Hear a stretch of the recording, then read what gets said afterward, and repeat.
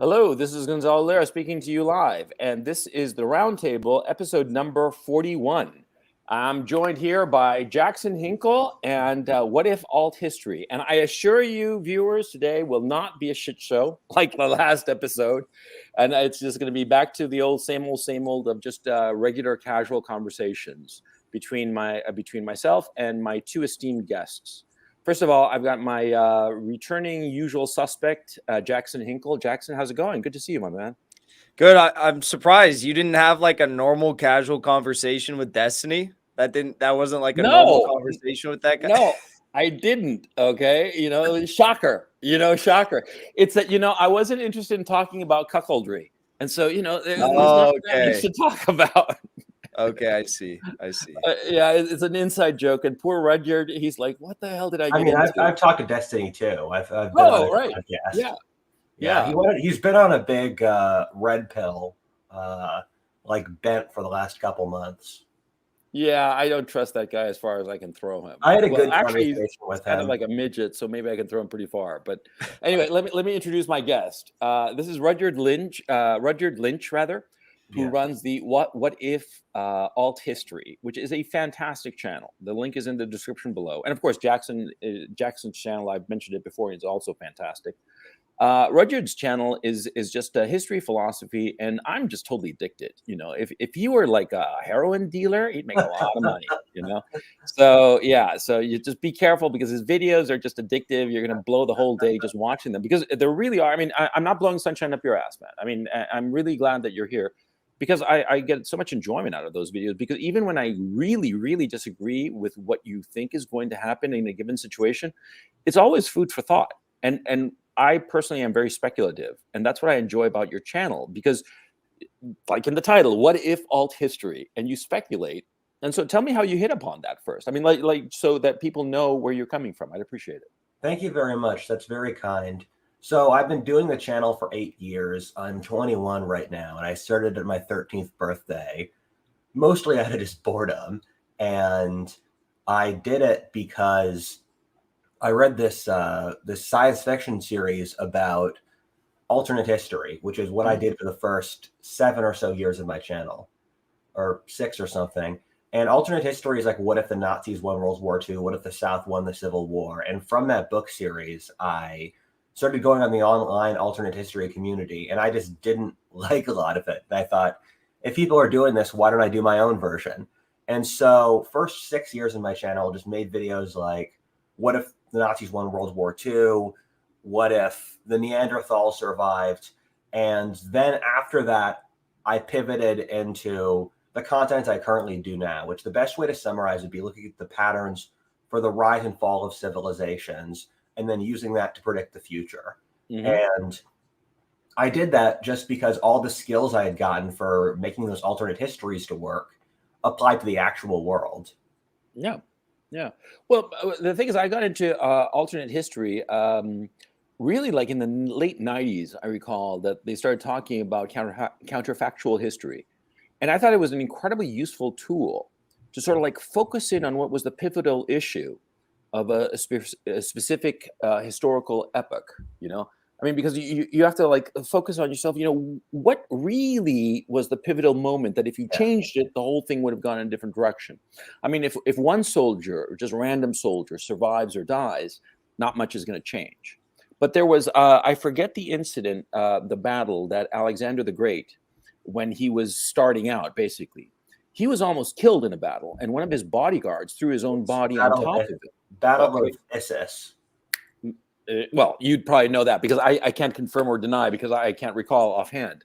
But yeah, and I thought to myself, yeah, this trivial moment could have spun everything in a completely different direction insofar as Western history is concerned.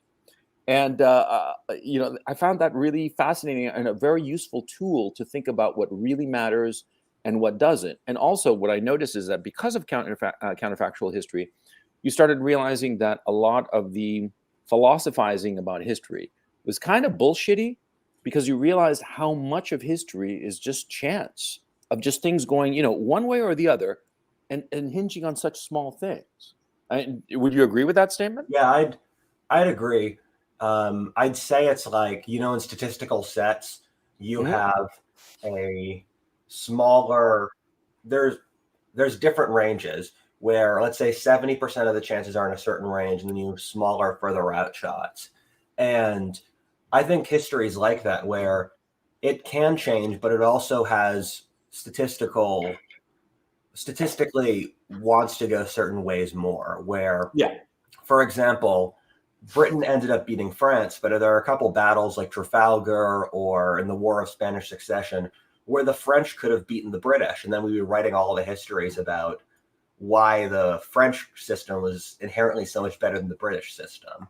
Exactly. But I mean, I think in most worlds, the North would have beaten the South in the Civil War just because the North had so much more industry and people and all that. Yeah. I'm sorry, Jackson, what do you think? Well, one thing that I discuss a lot on my show, and it kind of relates to what you're saying, and I debate quite a bit, is Canada versus the United States, and in London using Canada as a pawn against the United States. And it kind of, when you talk about the French and the British, I reminds me of that conversation. And also, thinking about the future and like what I personally think that eventually Canada is going to become a part of the United States. I And have a video on that. really, What do you think? Yeah. Go. Please continue, Jackson. Why do you think that Canada is going to become well, I part mean, of the like US? if there's ever to be a true revolution in America, where like like a populist uprising to some degree, the British are obviously, City of London will try to use Canada again as a proxy against the United States. And I think that, I mean, like you have the War of 1812, but the naval war already showed that we were far superior at the time. But I think now it would just be a steamroll if we wanted to take Canada. It would just be quite easy. But I don't know, Rudyard, I I'd mean, these like to things hear are your. complicated. So, as of now, the U.S. really doesn't have a reason to take Canada because we they're our ally, and so we can get whatever we want out of Canada when we want to because we're so close. And I mean, the reason I posit the US and Canada will join is just because most of the time when you don't have a real strong geographic or cultural reason for a border, the border is going to get erased. And for the US and Canada, the states opposing each other often have more in common than other states in their same countries. And Canada and the US are so similar that if you just roll the historical dice enough, you're going to end up with them unifying. And the reason I posit in my video is Eastern Canada is going to have aging that's really hard over the next couple of decades, and they're going to age like a European country, while Western Canada is going to stay a lot younger and more in line with the US. And so what you'll end up seeing is that Western Canada funnels more resources and money to Eastern Canada in order to support it. And then Western Canada is going to think at a certain point, why don't we just join America, which is our biggest oil market and grain market anyway? Okay, so you're thinking that that's going to be purely from a pragmatic point of view. I mean, like we all know what's going on in Canada right now. And I mean, ideologies change over decades. Like the politics of 1970 is very different from the politics of now, and 1950 even more. But I mean, we're all seeing we've all seen what the Trudeau administration's been up to. And if they can keep that sort of thing up, I don't think that they could keep the area outside of their core constituency in Quebec and Ontario that loyal. No. And it seems like they're trying to, I mean, you talk about Freeland maybe being at the head of NATO. We'll see what happens there, replacing Stoltenberg, and the Canadians with their potential for supplying Europe with, power or energy in the near future, depending on what Europe decides to do without Russian oil and gas. But I don't know. It seems like that wing of politics in Canada has kind of entrenched itself in the establishment. I don't really see it changing that quickly, despite what the sentiment on the ground is. Yeah, because I think that what has happened in the collective West, let's call it, it's the centralization of power and a desire to keep the status quo above everything else, irrespective of how necessary it might be to change the status quo. There is frankly, the democratic mechanisms in the West no longer work. And so the legitimate grievances of the people are not being confronted and dealt with in a way that could be beneficial to the country as a whole. it's sort of like you have this. I think of it as a ziggurat. It's like stepped pyramid, where you have the ziggurat is sort of like floating above the country, and this leadership class on the ziggurat, they climb this thing to the tippity top, right? But they're completely detached from the nation that they're supposed to be ruling over. And that's the feeling I get in Washington, in Ottawa, that they have no interest whatsoever of doing anything major, any changes. They want to keep on going in this regime, frankly, to exploit the people as opposed to governing for the benefit of the people. That's how I currently see it in the West, and I think it's a trend that's been going on since at least the Clinton administration. You could argue that went before, but I'm sorry, Roger, go ahead. This is something I think a lot about, and it's something that James Burnham wrote about, and a lot of the best historians around World War II, and it's called the Managerial Revolution. And in the rise and fall of civilizations, once civilizations become more decadent, they entrench an ideologically motivated ruling class that's not attached to the actual physical world. In China, it was the bureaucrats, and Islam, and India, the priests, and for us, it's the managers. And they use like some lukewarm form of social liberalism as their religion. And this is something that authors talked about a lot 80 years ago, that this managerial class is trying to take over the West and install itself in every single aspect of society. And this is something I say in my videos, where if you look at the social policies that dominant social liberalism pushes, it's basically to give college-educated people as much power and jobs as possible.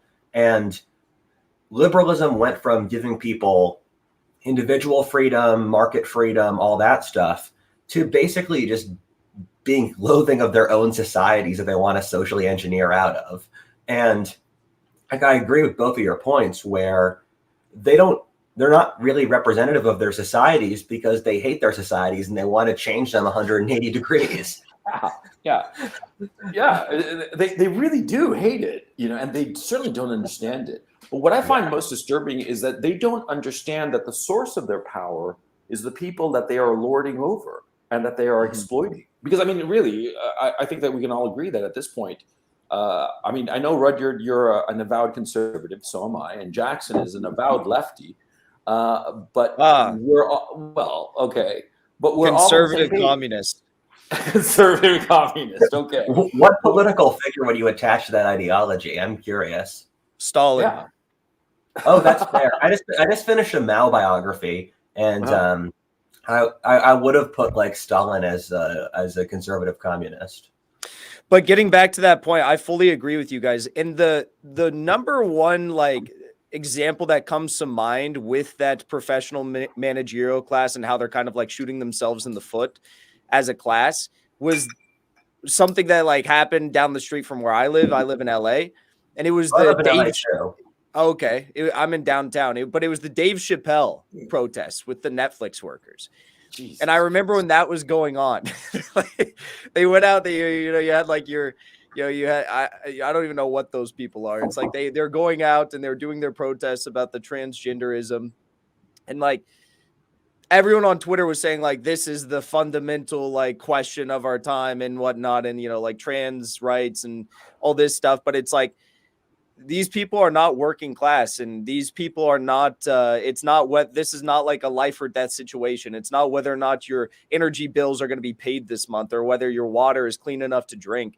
And that caused such like a shit show on Twitter, but it's the truth. I mean, these people are like PMC, they're managers, and this is not a life or death situation, but the media, the elites, this class is trying to make these non-issues, these social questions into like the only thing that we can ever talk about or focus on. Well, hang on a second. I have a notion of this that I've given it quite a bit of thought, to tell you the truth, and let me expound on it a little bit, and let me try your patience, quite frankly.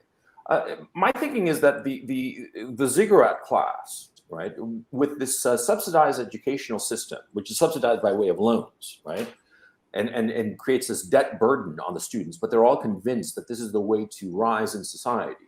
What it has managed to do is that by using this educational system, it's managed to co-opt the disenfranchised, intellectually capable, perhaps, but not particularly ambitious or hardworking people, and direct what would have been their resentment towards the pinnacle of the ziggurat, direct it downward towards the people. Because, like, for instance, the trans thing. I mean, you talk to any working class person, and they're going to say, this is bullshit. This is insane, right? But the leadership class at the top, I mean, at the top of the pyramid, they push this nonsense. And the lower echelons of the ziggurat, rather than be resentful of the top because of their lack of opportunities, because you got guys who've got $150,000 worth of student loans, and they're slinging lattes at the Starbucks, right? And they're never going to have any kind of opportunities to rise up, right? And so rather than, it's basically co-opting their resentment and aiming it downward as opposed to upward, and demonizing the white working class, which is the majority of the American population, demonizing them and not demonizing the tippity top. The tippity top is, that's what I mean. The lower layer of this ziggurat, the way to climb into it is by way of this overpriced, ridiculous education that makes absolutely no sense. It's pointless. It's not an education, really. It's just credentialism.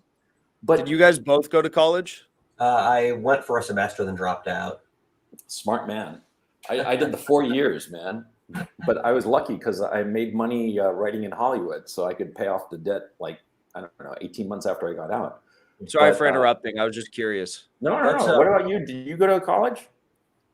No, I didn't. You didn't miss much, although a lot of partying. That was the good thing. Yeah. When I went, there wasn't. I went during COVID, and it really collapsed. And a lot of my friends who are my age, apparently, like, college social life is basically dead even before COVID. Yeah. Relating back to that conversation, though, about like how the true working class don't support these things, that's always what the points that Jimmy Dore makes. The YouTube commentator, comedian Jimmy Dore, he says, like, he said, my father was a bricklayer, we were in unions or his father was a cop, he was a bricklayer, we were in unions our whole lives and stuff. And if there was ever a time when we were on the union floor and someone got up, to go give a speech, and they told all the Trump supporters to get out of the room, and they told all of the unionizers who are, anti-trans ideology to get out of the room, and then tell everyone that you're going to organize for a common good, they would have laughed in your face, because it's not about these like woke issues. No one cares about that. Yeah, and they wanted to stop being forced upon them. Yeah, but you see my point of the leadership class using these woke ideology bullshit to geld essentially any kind of organized resistance from disenfranchised elites. Because, Roger, correct me if I'm wrong, every revolution comes from disenfranchised elites, right? Yeah, you're entirely correct. The most dangerous social class are basically unemployed liberal arts majors. And you look at the Russian Revolution, that social class, French Revolution, that social class, the anti-colonialism in African countries, that social class. And like, literally, I was reading a journalist, 1950s Africa, and he was going to these British colonial officials, and he said, why are you teaching Africans about these liberal arts subjects if you know they can never get a job about it and they'll immediately become nationalists? And the Brits said education is a good in of itself. And then the journalist said, you're a better man than I. Yeah, but I think that the current leadership on the ziggurat today in North America and the West, they realize this, and they are not better men. They are teaching bullshit of resentment, but aimed downward. I mean, Roger, would you agree that resentment is aimed downward? It reminds me of two different things. The first is Saul Alinsky, who I don't know if you two have heard of, but he was a big left-wing writer of like he was actually a labor union organizer. And his whole strategy was how to deal with and control bourgeois capitalist society. And I think he wrote a fabulous book where basically you push social norms and the society's reasonableness as far as you can using a symbolic issue. And that's what they're doing with social justice, where they pick something like trans people, where America has more Salvadorian Americans than trans Americans. And Much more. Yeah, exactly. And so trans people are a tiny group, but these people want to deconstruct gender, which is the most primal institution in human nature. It existed for billions or hundreds of millions of years, and for the cost of a group that's 0.0 whatever percent of the population. Yeah, and they're pushing this symbolic issue. They'll push symbolic issues for like other bullshit I don't care about, like coffee cup, like this, like Happy no, Christmas. gas stoves are evil. Some insane bullshit like that, so that they can push a symbolic issue that doesn't matter to get their followers riled up, and the society will just think this doesn't matter and give them another concession for salami slicing. And you're totally right, where it's the ziggurat is built upon the college educated, and they can ideologically unify by indoctrinating people in college. Once they're indoctrinated, they become cadres for them to do whatever they'd like with. And the left in America, and also the managerial elite, is college educated across the West, and their resistance is largely people who are not like that. And I don't know what the coalitions are in Europe, but in America, it's an alliance of religion, the military, and business. And I mean, I really liked your point, Jackson, because I grew up in Pennsylvania in an area that is really deindustrialized. And I saw firsthand how it switched like 5 points to the right with Trump, because you had people like Irish and Italians and Poles who voted Democrat for decades because they thought it was the party of the unions. And then the managerial class that under communism used the workers as a way to gain power just totally switched the workers out. Yeah. And let me ask you something, Roger. Do you think that there is a real chance of some sort of leadership cadre that is in true opposition to the ziggurat? Because I don't really see one being. I think so, actually. It's from the internet. Really? Because I look at the young people I think could provide leadership against this. And it's people who organize through the internet. And I think it reminds me a lot of there are cycles to civilization. So this is kind of woo-woo, but it's something I've studied a lot, where different civilizations have life cycles that are pretty similar. And we're closest to the period of the fall of the Roman Republic. And I kind of, and at the time there was a lot of political polarization. And I kind of see the social class that'll form the resistance against the managerial group being like an alliance of people who can form through the internet, because in the pre-internet world, the university was the only real way to organize people in a broad group, because you bring them together when they're young, you have them like party together, builds group cohesion, have them study similar subjects, get similar ideology, they network, they go out into the world, and they can coordinate together. Through the internet, you can, like, this is a great example. After this, we can plan how to destroy the managerial class, but through meeting in this conversation, which only happened online, that's forming the opposing group. And I think it can happen in the English-speaking world, or basically the US and the rest of it by extension.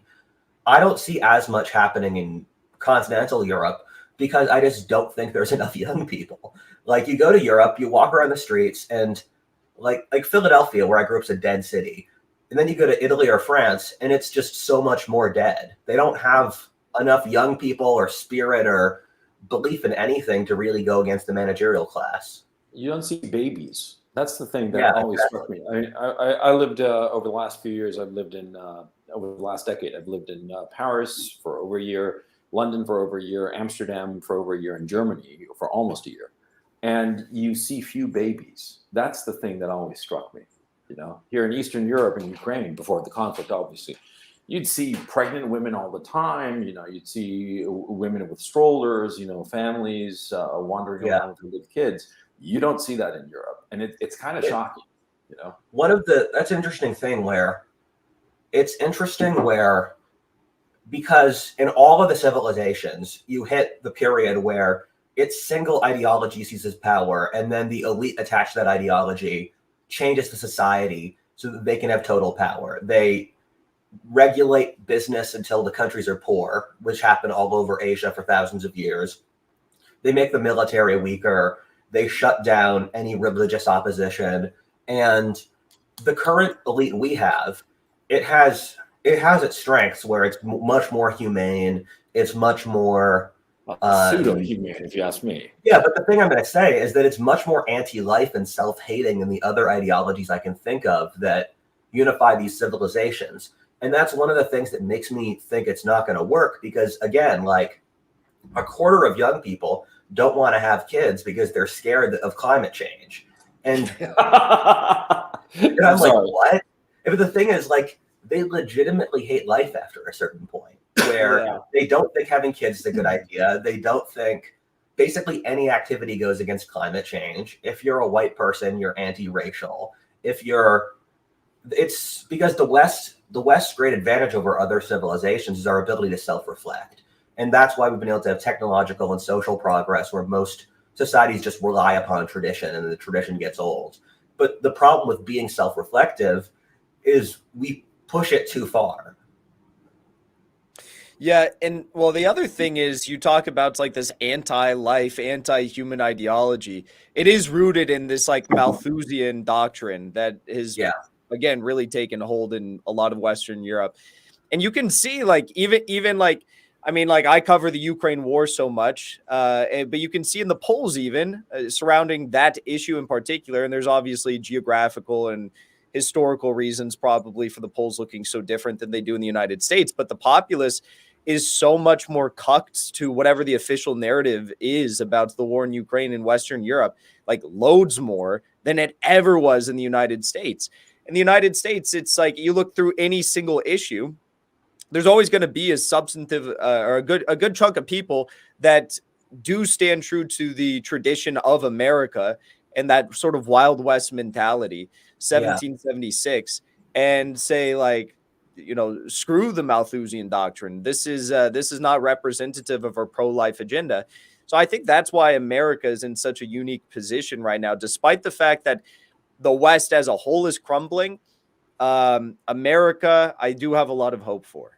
I think in a lot of cases, this is something Spengler, who is a big historian about this matter, said, is your distance from nature determines how cut off you get from this stuff. And in America, for a lot of the country, nature is omnipresent. Like if you drive across any state in America, you're going to see endless woods, endless desert, endless grassland. And America is really an empty country. And I kind of split America between the people who are surrounded by nature and the land, the people who are surrounded by other people. Because once you get societies to be really urban, people stop caring about the outside world. They care about pleasing other people because they're only surrounded by the human context. And urban societies can't replicate. They have trouble waging external war. And in America, we've always had this divide between the coasts that have wanted to ape Europe and then the interior of America that wants to build a new American civilization. And I mean, coming from Pennsylvania, my area of the country was the wealthiest in the world. And then deindustrialization happened and it crashed. I think something similar is going to happen in a lot of America, like the West Coast, where they're just going to lose their predominance and will move to another part of the country. I think that another problem that is unique to our era is the fact, starting with the invention of the pill or the dissemination of the pill. Oh yeah, and then widespread abortion. I think that and other easy contraceptive measures that really didn't exist or were very limited previously. I think that's one of the things I find really remarkable. You know, you talk to most young women and they have never dealt with a baby. They have no idea what a baby is. To them, it's like an alien, like a little Martian or something. Right? They're scared of it. They think that, you know, if they look at it the wrong way, the baby will break or something, you know? And so that is something that I think that is unique to this era. And I think it plays into the anti-life, basically we're talking about nihilism. I think that it plays into it very much because there's something else too that I was struck with. I remember in college with different people that I talk. You speak to so many people, and they tell you about their personal lives because they're disconnected from their hometown, and they've arrived on campus, and they're trying to forge new connections with people, right? And so you hear all kinds of stories, and you know most of them say, "Oh yeah, my mom had an abortion before me or after me, or several abortions." And there's this weird notion that their own lives are kind of precarious, uh, perhaps not on an articulate, conscious level, but the sense that, I could have been aborted too, you know? Uh, Yeah. I'm not really making a specific point, but I just want to draw attention to that aspect of our current society, which is sui generis. I can't think of any other society that Yeah. had such a thing, except actually the late Roman Empire, when they did have effective. Good point. They didn't use abortion. I mean, it wasn't a procedure. It was substances, right? I'm sorry. What did you say? No, I mean the Romans would just literally let the baby die in the street in the classical world. If you didn't want the kid, you just leave it in the gorge and hope a slave picks it up. The next video I'm making that I got a lot of new furniture, so my whole schedule is delayed. But the video I finished is why is modern dating broken? And one of the I really agree with you on the pill, and I always wonder if we're gonna make the pill illegal as a society. And I think we should. I think we should. I haven't gotten there yet. I'm on my whole research trip, and I'll come back to you in a year with, and I might agree with you. But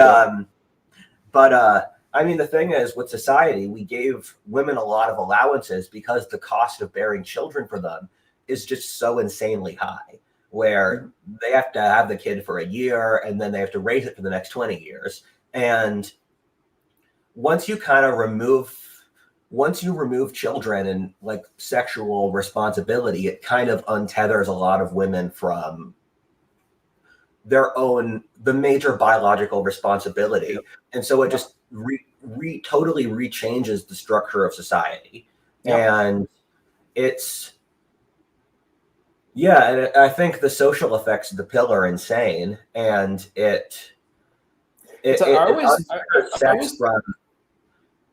sorry? It untethers sex from responsibility. It makes sex separate from responsibility, from family, from society, from the individuals you do it with. And I mean, there's a really... Well, what also happens when you have the pill, easy contraceptive, and most women are on the pill. I mean, some of them are put on the pill when they're like 14, which I think is insane, but okay. It's basically a get out of free jail card insofar as the consequences of sexual activity.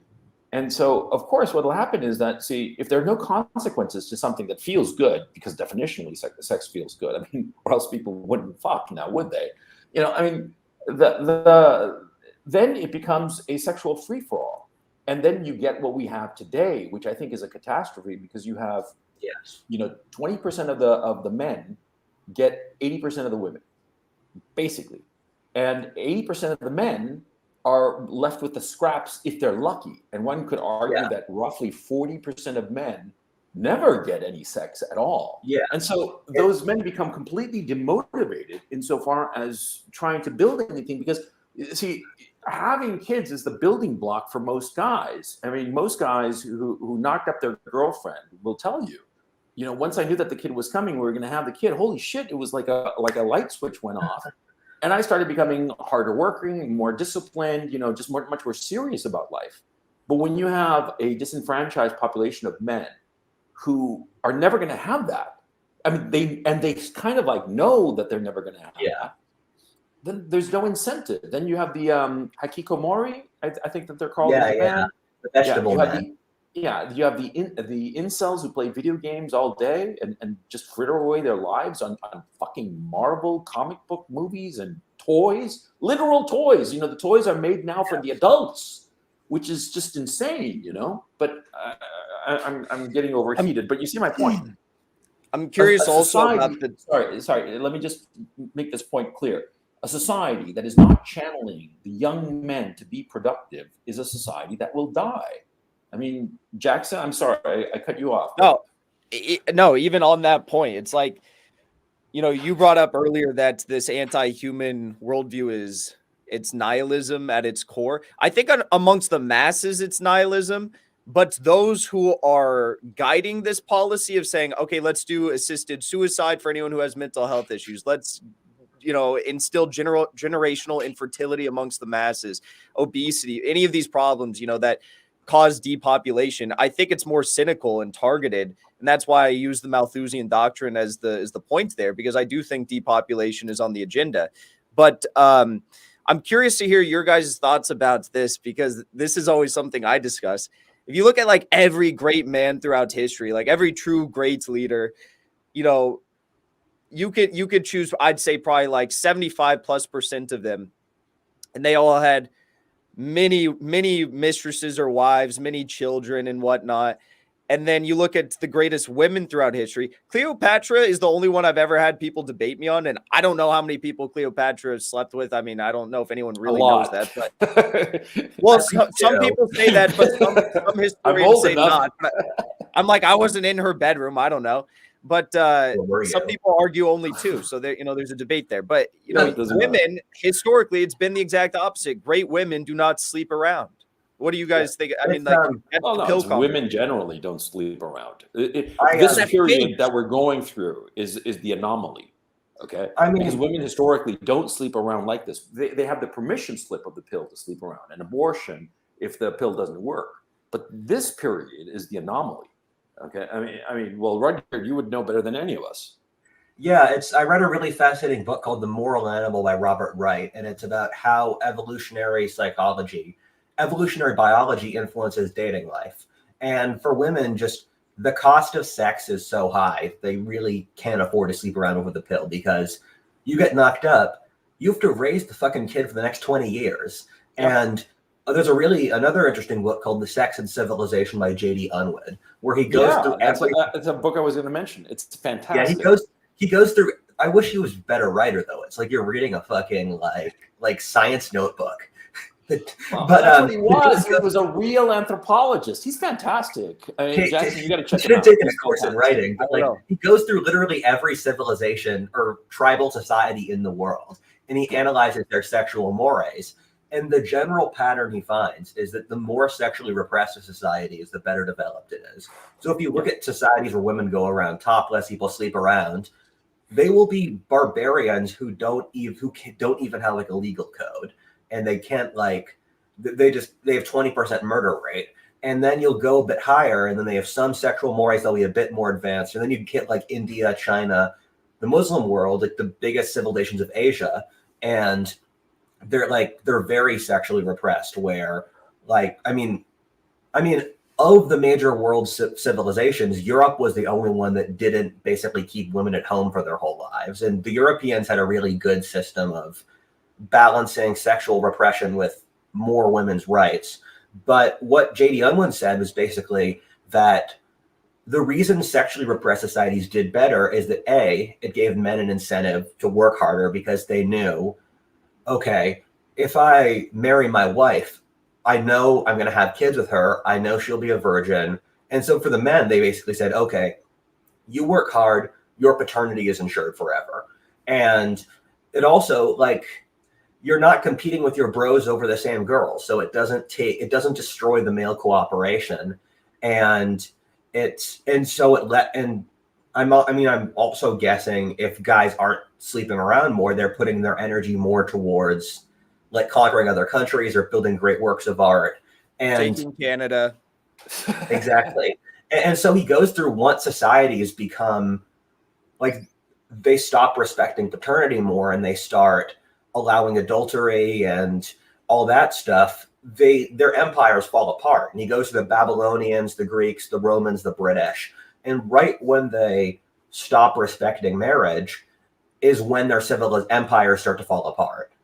Yeah, exactly. And on a more micro level, that's a function of the lack of respect for marriage is a function of the wealth of the society. The repressed society with the hardworking men creates plenty. And in that plenty, that's when the marriage bond starts to dissolve. Because if you think about it, what is the marriage bond? It's basically a contract between a man and a woman. And the contract is, the woman promises sexual access and exclusivity in return for the man providing protection, shelter, and resources. And that way, the man is assured that the woman's child is going to be his child. And so he will work hard. But once that contract begins to weaken because there are other social aspects of the society that allows a single mother to survive, then that's when things start to fall apart. And the subsidy for single mothers is what ultimately, I think, dissolves the marriage union. If there is a government, a state, or a religion, or any other establishment that will support the single mother, then the marriage contract begins to dissolve. That's my thinking at this point. What do you guys I think it's also probably the pill, and it's well, yeah. Damn, I had a point that I wanted, but fuck, I forgot my point. Someone else go. I'll throw in there. I was gonna say on like a micro level of looking at these, you know, the degradation of society based upon the how promiscuous women in general are. You look at the relations between man and woman. If a woman is on the pill and she feels like she can sleep around with whoever and whenever, and she will do that because, again, sex feels good, so you're going to do that. Men are going to not feel as though they have to become the best man possible, the most successful man possible, the greatest man, a Genghis Khan, a Stalin, a Lenin, whoever, to try and get women. So you're going to have all these shitty men running around that are getting laid. So Yeah. I think that's part of it Andrew as well. Tate. I mean, he is like a multi-millionaire, like kickboxing champion. I just suggest the fuckboy at the vape shop. But I mean, the point I was going to make is that a lot of this stuff is really adverse social effects across class, because in most societies in history, upper class men are the ones that are promiscuous because they can afford to support multiple wives. But what happens once you let those social norms percolate down is, let's say you're a multimillionaire, you have one wife, you divorce her, you give her alimony, the kid's fine. You have a second wife, marry her, have a kid with her, divorce her, give her alimony. It's in effect polygamy, but you're not sleeping with the woman all at the same time. And because you're a multimillionaire, you can pay to support for all these kids. But the problem is once you drop it down to the lower level of social classes, if you're, let's say, a lower class woman and you go through all of these boyfriends, because you don't have the broader resources where if you're wealthier, the kids go to private school, they're in a social context that gives them more stuff. Mm-hmm. If you're lower class, you really need to have your family and your social community. And once you break that up, the effects are really horrible, where I think a majority of working class families in America are broken. Like parents are divorced, one parent's doing drugs. And it's really sad to see. And it kind of breaks these communities. And for people on the lower end of the social totem, if their families fall apart and their communities fall apart, they don't really have anything else. And so I think it's really pushing income inequality in America. Yeah. And it's when you couple the political degradation in the West with the societal degradation, it's like it really is a no-brainer as to where we're all headed. You know, you look at these countries that are like making up BRICS and the SEO and stuff like that. But my question is, as like certain countries, so take China, for example, as China begins to lift, I mean, they've lifted 840 million people out of extreme poverty over the last 40 years. As they begin to develop a more middle class and like exploitative companies like Foxconn begin to leave, like what happens with a country like that? Because culturally, they're very obviously different than the West. Do they ever fall into the same pitfalls that we've fallen into in the West? I mean, you guys can, Rudyard, you can probably hypothesize on that. I don't know. Where does it go? A lot of countries in the world are basically just going to ram into a cliff over the next 40 years. And China's one of them, where China, Russia, Germany, Japan, their populations will collapse by half over the next 60 years because their birth rates are so low. And for China, they physically can't maintain their continued predominance because they're just going to have 2 70-year-olds for every 35-year-old. And it's every society, as they get wealthier, becomes more degraded. Like the Romans, the ancient Asians, the Greeks, you could go back, but they often manifest in different ways. So for a lot of these societies, it isn't attached to this like sexual degradation we're seeing in ours, where marriage stays strong, but it manifests in other ways. And it's really determined more by that culture, where for China's previous periods of decadence, it manifests in just a stunning inability to fight barbarians, massive inequality, corruption, delusion towards the rest of the world. So different societies manifest their failures in different ways.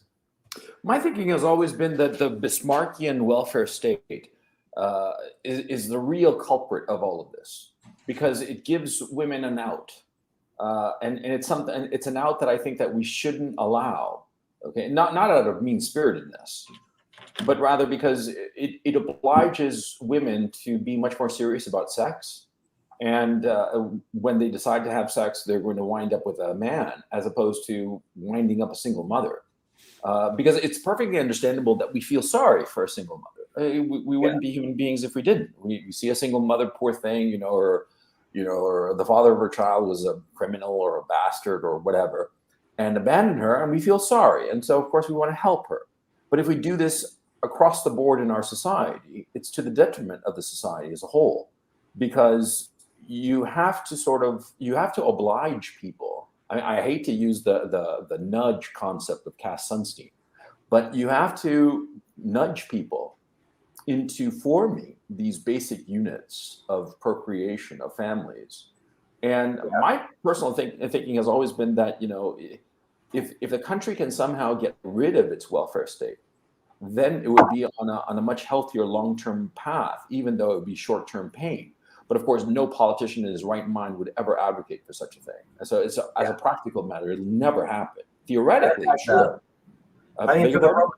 The Rome that adds up. The Roman Empire went on a similar trajectory to the modern West, where the Romans installed this very big welfare state that, because the politicians, as Rome became more and more corrupt, politicians got votes by basically giving welfare out to various constituencies. And at the exact same time, you saw the breakdown of the Roman family. And I'm listening to Tom Holland's book on the Roman Empire right now, Dynasty, and he talks about the Roman family and marriage system just broke down, and people were constantly having divorces, and there was all this bizarre sexual deviancy going on, and it's comparable. And I can't tell if the welfare state is the driving part of it or if decline in religion is the driving part. It's all these things kind of act together in a complicated way. I always go back to this guy John Calhoun. I'm not sure if it was John is his first name. The one who did the mouse utopia experiment. Oh, that's so fascinating. Yeah, it's fascinating. It's a very simple thing. He spent like a dozen years building these enclosures for mice, and these enclosures had nesting areas and had plenty of food. And the mice who were introduced didn't have any diseases, and if any disease arose, they removed those particular mice to cut off to keep the population healthy. And Calhoun was basically a Malthusian, and what he wanted to do in these mice utopia was to show how overpopulation would eventually just destroy the environment where the population was in, right? But what was interesting is that he did 25 iterations of this experiment. And what happened was that in not one of them did the upper limit of the enclosure become saturated with individual mice. It was sort of like this was the ceiling. It sort of like always like went way up and then sort of like plateaued and then went down. And you read Calhoun and he tries to give all kinds of rationalizations as to why the enclosure did not become overpopulated, because it never did. But what was interesting was that the mice started exhibiting bizarre behavior. I mean, truly weird behavior. Like, for instance, some of the females started cannibalizing their own infants. There would be socially isolated individuals that had this constant grooming. Was there not like enough resources for them? Like what? Oh, no. They had, that's the point. And this is the interesting point, because it had plenty of food, plenty of water, plenty of nesting material. Everything for a utopia. It was called, not Utopia 20. I forget the name of the experiments, but it doesn't really matter for this conversation. The point I think it is called Mass Utopia. No, it's colloquially known as Mass Utopia, but the name, I think it was Universe 25, I think it was called. That was the last one, the biggest one. And the thing is, they would introduce, in the biggest one, they introduced, as I recall, 8 pairs of mice. And the enclosure was large enough for, say, 4,000 individuals.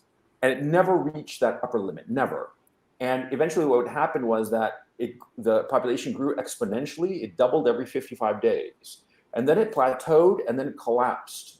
And they were all dead, never having reached the upper echelon. And my thinking is, to borrow from Nassim Taleb's notion of anti-fragility, the very fact that it was a utopia is what killed them.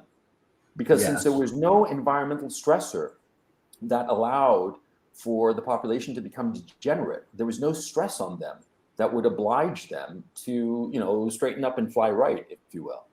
And it's really weird to read Calhoun's analysis because he does not see this at all. He thinks that it's a failure of the experiment. He doesn't seem to realize that it was the fact that there were no predators, no diseases, plenty of food, plenty of everything. And so it was a utopia, and utopia kills. And I think that this is what has happened in previous civilizations, like the Romans, like our contemporary society. We have it all. And the lack of environmental stressors is what is making our populations collapse. I mean, when they send astronauts into outer space, and they're up there for too long, when they come back, their bones are brittle and they have a hard time dealing with gravity again. Because human beings need stress. If we don't have it, then we start to become incredibly brittle and fragile as the woke population. What do you guys think of this? It reminded me of two separate points. The first is the reason Calhoun was unable to see that is most religions teach that suffering is necessary and that life only exists with suffering because there's balance. But liberalism and humanist ideologies like Marxism don't have any notion of that. And so it just was not on his radar. And it reminds me of a lot of other experiments that have gone on where we compare human behavior to how zoo animals act. And there's a horrifying degree of similarity between how urban industrial populations act and zoo animals, where zoo animals are anxious, they do drugs, they won't have kids. And there's never been an urban population in history that's been able to replicate itself. They pace around, they masturbate on like a really the onanism is off the charts. They don't cooperate well. They lose hope. They lose initiative, and they become kind of dumb and servile. And you see those same things in people who are stuck in studio apartments in big cities where it's the same. Today, where if you work remotely and you stay in your studio apartment, how are you that different from a zoo animal? You're just stuck in your cage for your whole life. And in the same manner that zoo animals don't replicate themselves because they're not going to have sex or because they don't want to bring a child in the world stuck in their zoo. It's the same with urban populations, where my researcher did a project on what factors you need for a replicable population. And the conclusion is it needs to be rural and religious. I think, okay, so I agree with your points, but also to say that Marxism doesn't provide the answers. I mean, you're talking about the inability for production itself to be social in nature, really anything to be social in nature, which Marxism solves. And then the other aspect that I think we can look at today, and I was thinking about when Gonzalo was talking, I was like, this kind of creates a question in my head as well. If you look at sub-Saharan Africa, you have like 1 billion people in this world today that live without electricity each and every day. So we do have environmental stressors, but it's humanity that puts these environmental stressors upon ourselves, and enslaves ourselves. And I don't see why I think that we could have 3 trillion people on the planet and it would be quite successful. I don't think that we'd be meeting our peak of, how many people we can actually sustain on this planet. But I don't know. I think our environmental stressor is ourself. The nature of the universe is no matter what you do, your society is stressed. If you have a large population, let's say you're a society with amazing food, people have lots of kids, it's perfect. Your population keeps growing to the point when you don't have enough food. Your society gets weaker and your social institutions collapse until you have a dark age. And just the nature of the universe is people are always stressed. because that's the force that pushes evolution. Our genes want us to live in an environment where we're competing with each other, because that's the only place we can have Darwinistic selection. And whenever you're in conditions that remove competition, the natural environment will just push you back to a level where you're at it. You can never find an era in history where things are good, because whenever you solve one issue, another issue crops up, and there are eras. Like I'm glad I don't live in Nazi Germany. There are some years that are better than others, but every era has its problems. Oh yeah, unquestionably. I mean, everything that has evolved socially, insofar as our social organization, has been to solve some previous problem that was at the time very serious, and it was solved, but created problems of its own. I mean, that's obvious. I mean, evolutionarily speaking, we're primates, and we were originally just small tribes eking out a subsistence existence. Sorry for the malfocusm. Yeah, basically. And we wandered around in little tribes, and so we started to agglomerate into little hamlets of multiple tribes, because it allowed us, better collective protection, better access to resources in terms of food production and the rest. And so, but that created problems of its own, waste disposal, for instance, typical. I mean, everybody started dying of dysentery, where before that hadn't been a problem, when everybody was, tribes of wandering primates crapping wherever they passed and moving on and not being around that stuff, right? I mean, each of these steps up the evolution, the social evolution, the social evolutionary ladder has has solved great problems, but created problems of its own. My concern at this point is that we've reached a point of industrial society. And let's just posit that we have a dark ages, okay, similar to, after the collapse of the Roman Empire, or the Western Roman Empire. I mean, let's forget about Byzantium for the time being. And so we have a collapse, a new dark ages, right? And suppose, and this is reasonable, that we lose a lot of the technology that we currently have, because technology you can lose it very quickly. I mean, look at the Antikytherian mechanism, right? That was a really sophisticated piece of gear, and it was lost. That technology, that knowledge was lost for 2,000 years until they fished it out of the. For some context for the audience, the Antikythera is an elementary computer the ancient Greeks built a bit before the birth of Christ. Yeah, it was incredible. It was only realized this with imaging technology to realize the gears that were inside. It's really remarkable. You should look it up. But anyway, the point. We could lose our industrial technology, and it's reasonable to think so, especially considering the fact that the population that is rising up to take the levers of power are not so capable as the people who built it. They're not so learned. They're not so capable. And it's simple as that. So if we go through a dark ages with our industrial civilization, and we have already exhausted the readily available energy sources, could it be that there will be no more industrial society after? I mean, you see my thinking? I mean, we have infinite amounts of coal. Like, we're getting better and better at extracting oil. No, but suppose that technology for oil extraction in the Gulf of Mexico, or whatever, you lose it. So where would you find oil? Yeah. I mean, this is always the balance where we're going back right to the beginning, where does history have a direction, or are there hypotheticals? And the same thing's true for the future, where, like I was talking to a friend the other day, we stand in a direction where if the current civilization falls apart, like let's say the Mexicans and the Arabs inherit the earth if Western civilization falls apart, we're setting civilization back centuries or thousands of years or something, and it will eventually. Like, the worst possible scenario you posit is none of the records that we keep on how to use oil survive. They all decompose.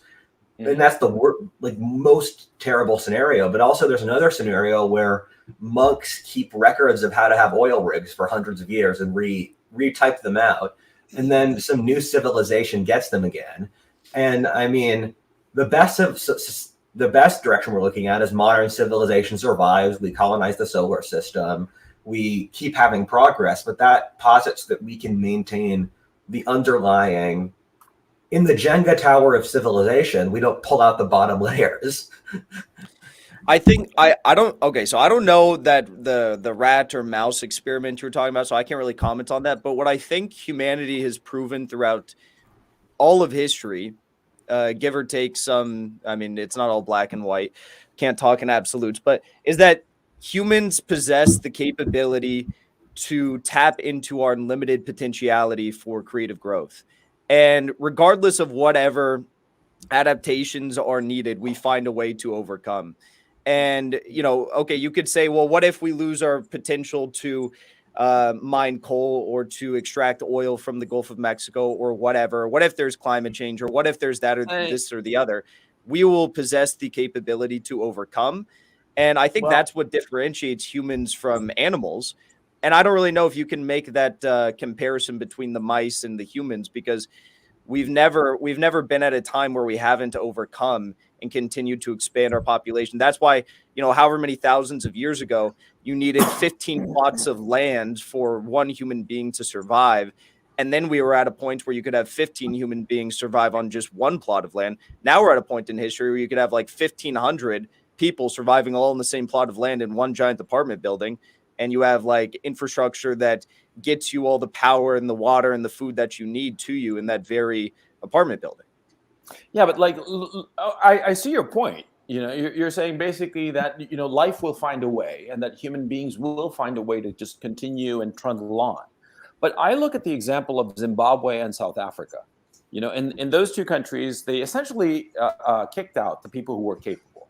And both of those countries are fucking basket cases. I mean, I don't think that anybody would say otherwise. Zimbabwe went from being the breadbasket of Africa to people starving there. I mean, it was that radical, and in a blink of an eye, historically speaking. Okay, but why? 40 years. Well, because they got rid of the capable people and replaced them with people who were just not capable. But why? I mean, you could look at Syria and say the same thing about Syria. Okay, Syria, they were a very, very advanced country, and then now they're in like an 8-year. I mean, Syria, they had a civil war.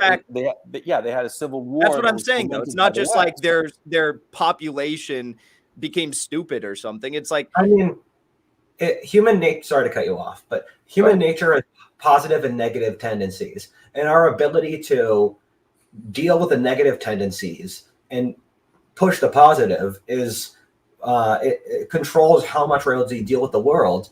And in Zimbabwe, it was envy of the industrial farmers that destroyed that class, where the rest of the people, their envy of that group was more powerful, and their lack of understanding of how much they needed them than an appreciation of that they'd starve in the future. And human nature has the capability to be very smart, but also the capability of being very dumb. And it's really a question of how your society is capable of combating the worst aspects and pushing the best. Yeah, but when you have superior forces, I guess, when you have some people that are more powerful than other people, that can cause civilization to collapse based upon the what are you showing here? Is that a Ukrainian beer? It's kefir. It's like this. Kefir is great. Yeah, kefir is like this. Yeah, and for all the doubters or haters or whatever. Is this like a sponsorship or something? Yes, it is. The kefir it's company. Expired. No, it isn't. No. But it's like some Zen parable. There's some deep point you're trying to like. If you're smart enough, you'll understand. No. What I'm doing is basically, see, there are some assholes of the previous conversation I had with those pinheads, right? They're saying that I'm not in Ukraine at all. That why do they give a fuck? Well, it bothers me. I mean, I'm fucking here. They bombed the building next to mine. And these assholes say that, and so I just wanted to show them, because this is a Ukrainian brand, okay? And I showed the date so that people would know. It's not like I bought it at some store like. I still don't know what kefir is. It's like this sour yogurt. It's fermented yogurt. Yeah, and you drink that? Yeah, you can get that in any grocery store in LA.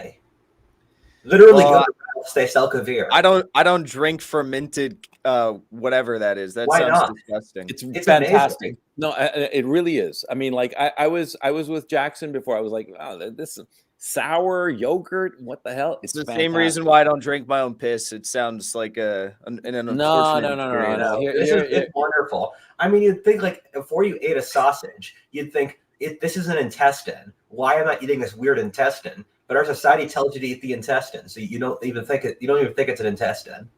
Think of escargot. Yeah, I'm not There's an going to do that. What, escargot or kefir? Bro, you're missing out. No, you're missing out. No, seriously, it's actually very good for your. I have like a your texture digestive thing. I don't tract. like textures like that. That's disgusting. No, I'm telling you, it's wow. Okay,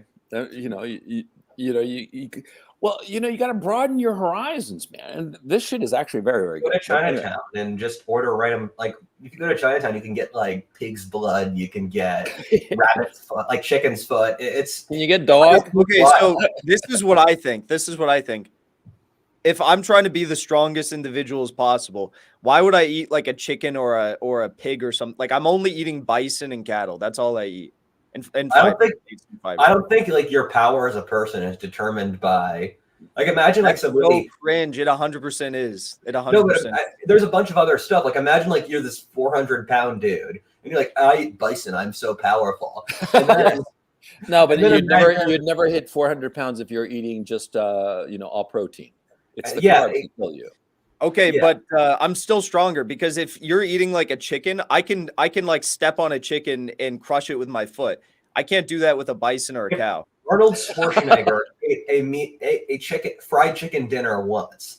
It would not prevent him from being Arnold Schwarzenegger. But if that's all you eat, it's about I'm not just eating pig's blood. I'm not just eating kefir. I don't even want to ingest that. Cool. Oh man, no. I think that you should broaden your horizons, and actually, kefir is really, really good for your digestive system. It's like all kinds of macrobiotics and all that good shit, all that hippie shit. It's great. So anyway, I lost track of where we were talking about. We were talking about I was actually making a good point. So I was talking about I don't know in what context it was, but you had so you were saying so Zimbabwe. Right. Look at Zimbabwe, look at wherever. But we don't all act independent of one another. I mean, that's what we do have this following problem. And I think that Rudyard would agree with what I'm about to say, which is that the people who are leading the West are far less capable than previous generations of leaders. They're far less capable on every level. They might have all kinds of degrees from Harvard or wherever the hell, right? Which is not that big of a deal, but anyway. I know like 8 people went to Harvard and none of them I want to lead. Yeah, exactly. Well, who was it who said that? I think it was William Buckley who said that, between 1,000 Harvard graduates and the first 1,000 names in the Boston phone book, he'd prefer the first 1,000 names in the Boston book. From the guys I know, people I know went to Harvard, they're often... Carol Quigley, one of my favorite historians, has a remark where he wrote in the 60s, and he talked about what would happen if you had college admissions as a class. He said basically dullards and people who aren't that interesting and just follow the rules would end up running society. And he said the most interesting, smart, and capable people would be viewed as rebellious by the educational system and be given lower marks. Yeah. Exactly right. I went to Dartmouth in the early 90s, right? And the thing that struck me was how dull the students were. They were just willing to go along. And this was 30 years ago. And they were just willing to go along with whatever the teacher said. And many of them, it was interesting. I remember taking specifically a class in English literature about the birth of the novel, right? And the professor was a fucking idiot. She was just making shit up every class. And it was contradictory in what she was saying. And, I was a little bit older than the other students, and I come from a much more combative educational system in Chile.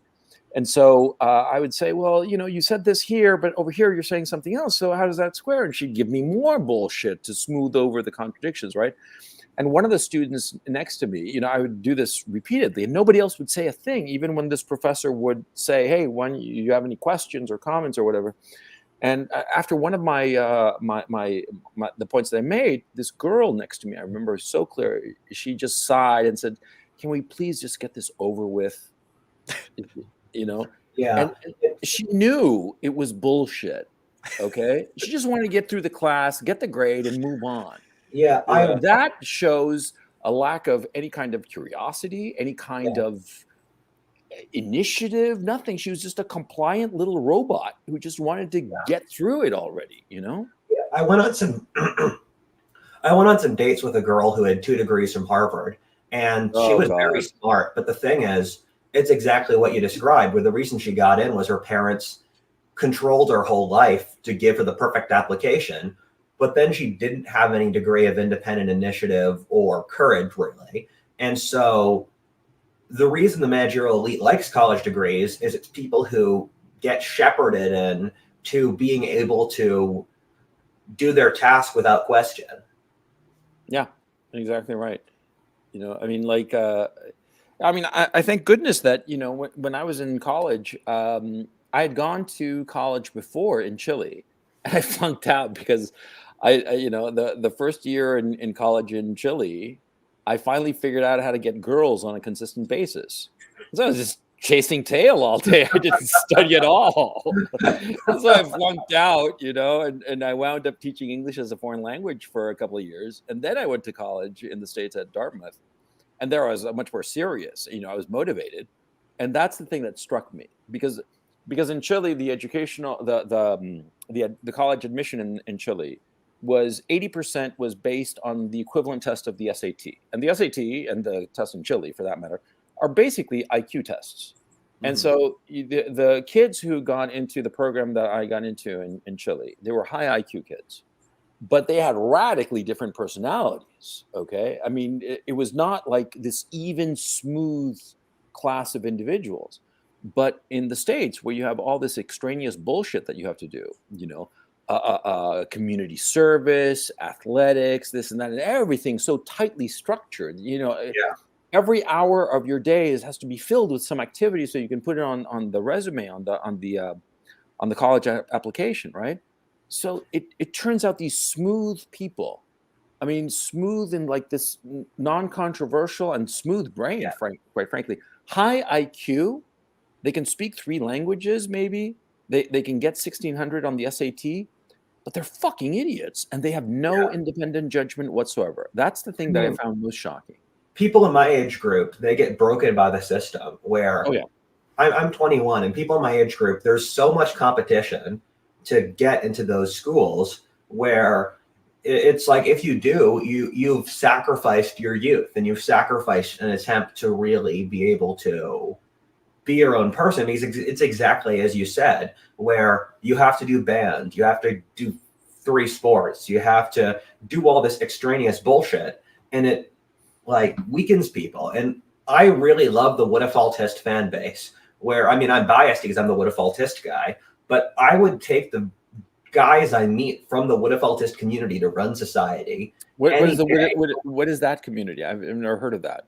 It's I know of several hundred of the fans for my channel, and I talk to different people who are WhatIfAltHist fans. And your channel fans. I'm sorry. Yeah, exactly. I thought you were talking about like some philosopher or something like that.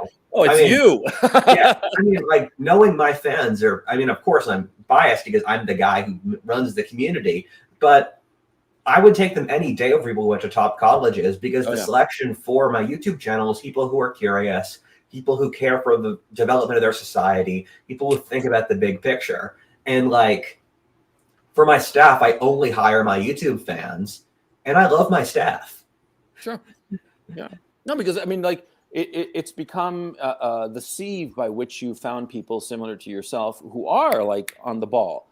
Something similar has happened to my own audience, you know, because the people I interact with tend to be the people who gravitate to my Patreon, right? Yeah. And I interact with them every week. And what has happened is that, they're extremely interesting. And they come from radically different backgrounds, but they're all thoughtful. And they can hold 2 or 3 contradictory ideas in their head and not have their skull explode. As young people today seem, you know, if you tell them something that goes against what they originally, the preconception that they have been taught to hold, they have a complete meltdown. They just totally just That's bastards. I just think it's funny because ever since, so I'm about your age, Rudyard. I'm 23, and like I don't know what schooling you went through, but ever since I was little, It is like incredibly depressing to realize that both of you added together are still younger than I am. Fuck off, the both of you. Yes. I'm sorry, Jackson. I just had to make that comment. it's okay. You still have great hair. It's okay. Fuck you. Fuck you. You know? Oh, God, man, you're dead meat. No. The But seriously, next time I see you, you're dead I meat. don't know where my camera went. Can you still hear me? Yeah, I can hear you. Fine. No problem, man. All right, whatever. I'm I'll come back. teasing, of course. Anyway, so it was always like teamwork. That's what, like every single club and thing that I was ever a part of in school is like all about. It's like coalition building and teamwork and stuff like that. That was just always the primary focus throughout my schooling, public schools, throughout my whole life. And then you look at the American political class today, and it's a group of people who have distinguished themselves from every other generation of American political leaders, specifically like, foreign policy elite, in the sense that they lack any capability to work with other countries. And you can still believe America's the best, whatever. I mean, I think America's the best, but you can still believe that and understand that you have to coalition build, you have to work, you have to respect other leaders. And that's what distinguishes our country today, or foreign policy elites, from every other generation. Yeah. Your point about teamwork's interesting, because one of the most important books I've read in my life is The Lonely Crowd, and it's by David Reisman. It was written in 1950. And it talks about how American society moved from before the 20th century being driven off doing a moral right, like doing what God wants. In the 20th century, it's getting social approval. And he talks about how we move from an individualist society to one that's built around anxiety. And he said that modern school, modern work, all that stuff, don't push against the group think, where if you're in school, if you don't like what the group project is, you're making trouble. If you're in work and you don't get along. It's like, Roger, the thing is, see, that your survival depends on getting along with other people. It always has. Because people in no society, human beings cannot survive on their own, period, full stop. You need a group around you. It is, I mean, you say, oh, I live by myself in my apartment. Well, who the fuck built the apartment? Who's providing for that supermarket with the food that you go and buy? Somebody, okay? I mean, like actually living alone, like the Ted Kaczynski hermit kind of life, okay? That's very rare. And even Ted Kaczynski needed help from his parents and shit, insofar as money is concerned and other issues, right? So, living on your own is next to impossible. You need other people. And the issue becomes, are those other people putting limits on you for their assistance such that you cannot fulfill yourself as a human being? Or are they limits such that in exchange for the security, resources, and assistance that they provide, are they demanding of you limitations on your autonomy such that you find yourself just chasing the crowd as opposed to developing yourself fully as a human being? And I think that the problem that we're having today is exactly that the limitations of our society are warping us as individuals. We can no longer be individuals. We have to be lemmings. And if we're not lemmings, we're not going to be allowed to have that sense of collective assistance, resource, and security. And that's what's so pernicious about this whole woke shit. Because if you say the wrong opinion, they cut out your bank account, or they cut out your ability to earn a living. I mean, that's radical shit. I mean, that really is going to the bone insofar as needing other people. And so, what happened to Andrew Tate? What happened to Andrew Tate blows my mind, where I don't think Andrew Tate said anything that was that wild. Like, I'm sure we all have different opinions on the guy, but the stuff he said is stuff that was common sense 60 years ago. And just every layer of his life has been pulled out. Like, they crushed the dude's way to transfer money. They knocked him off every social media platform. And the thing is, this was done without any fair structure to it. And we don't have rule of law. We don't have any of that. It's just ostracism. On YouTube's how I make my living. If YouTube wants to hurt me, they can destroy me, really. And the thing is, YouTube has no fair system. It's completely arbitrary. They don't even have real rules that you can say, okay, I broke that rule. They just say, you did something we didn't like. We'll take away your money for that. And we're not even going to tell you what you did wrong. And I think that's really, I think that's really cruel and pernicious. And it's just a popularity contest about, do you push against the wrong opinions? Yeah. And the thing is, you no longer can, because the society has calcified. What's interesting is the Saul Alinsky crowd took it over, and they just calcified it. That's the bizarre part, because the baby boomer rebels finally achieved power, and they just dipped the whole thing in epoxy and called it good enough. And if you try to break out, you're fucked. I mean, honestly, do you think that anybody could publish 12 rules for radicals today, the equivalent thereof? No way. No publisher would touch it. If they did it for the left, they'd be happy to do it. If they say they're pushing the woke agenda, that shit would be published. No. The Alinsky book was against the establishment of the 60s, right? I forget when it was published. I think it was 68 or something, right? But if something like that were to come out today that pushed against the current ziggurat, they wouldn't allow it to publish. They wouldn't even as a free PDF, it would be suppressed. I mean, Edward Dutton, who writes stuff about racial differences and why they burned witches in the 1600s, he still gets his stuff published, but he's based out of Poland. No, Finland. I think, he's done both. But he's in Poland now? Yeah. I have to have him on. He's moved between the two of them. But the thing that goes back to what you said earlier is, I think the managerial elite will fail because it gives young men absolutely no incentive to work with them. And for society, young men are going to organize the internet. Yeah, but it's decentralized. That's the point of it. So, how exactly are you going to organize something to be effective? I don't think the managerial elite's not Stalinist. It's not Nazi. They don't have the ability to control the different aspects of society. The managerial 100% is Nazi. They're 100%. They don't go that far. They don't have in Ukraine they do. They're 100%. In Maoist China, you had to write down every conversation you had to the centralized government and submit weekly reports of everything you said to every single person. But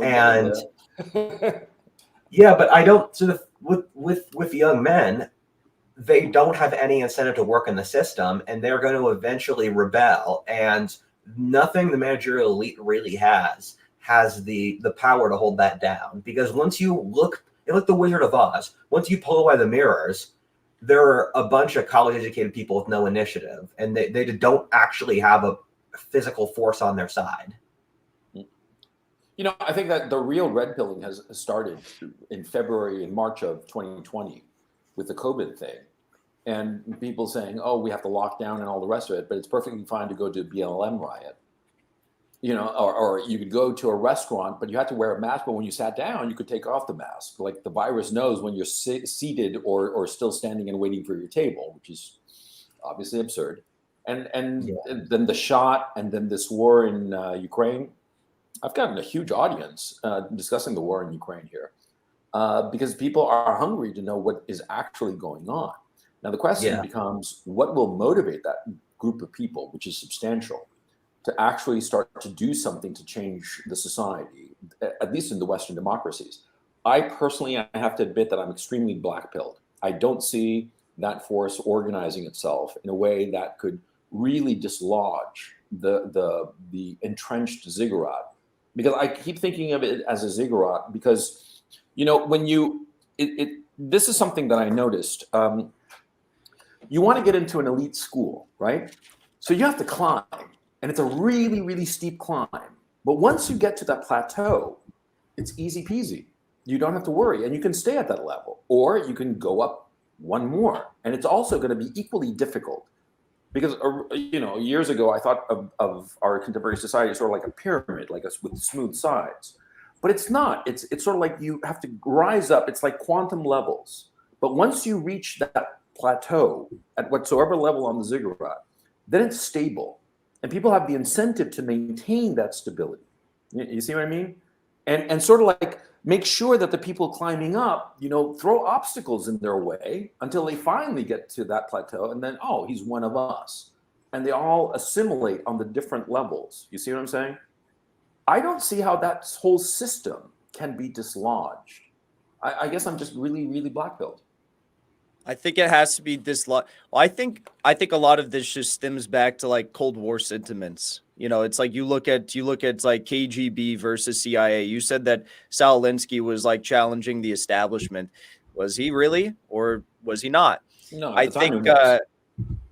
Well, I mean, look at where the free movement, the hippie movement, the anti-war movement of that era has landed us today. That's like what is causing all this cultural degeneracy today. It comes out of that. And I think what it is Nazism, and this is why I say they're Nazis, because Nazism was the last loose end that the liberal globalists had to cut off before they established their 1,000-year Reich. And this iteration of Nazism today that we're seeing with these woke ideologues is just another iteration of that. It's like it's going a little bit too far, and it's creating problems for them now. And they're going to try to cut it off and reestablish their Reich again. But I don't know. I don't know what's going to happen. I mean, I think Trump you say, how is this going to end? I think the only way that this ends is if you have like a Julius Caesar type figure, if you have like a royalty type figure, an American royalty that disaffects from the establishment narrative and leads a new revolution. And I think who could that be? Maybe like a Donald Trump Jr. I don't know. Oh God, save I mean, us. the reason He's I think great. that, He's great, and his foreign policy is great too. You would love him.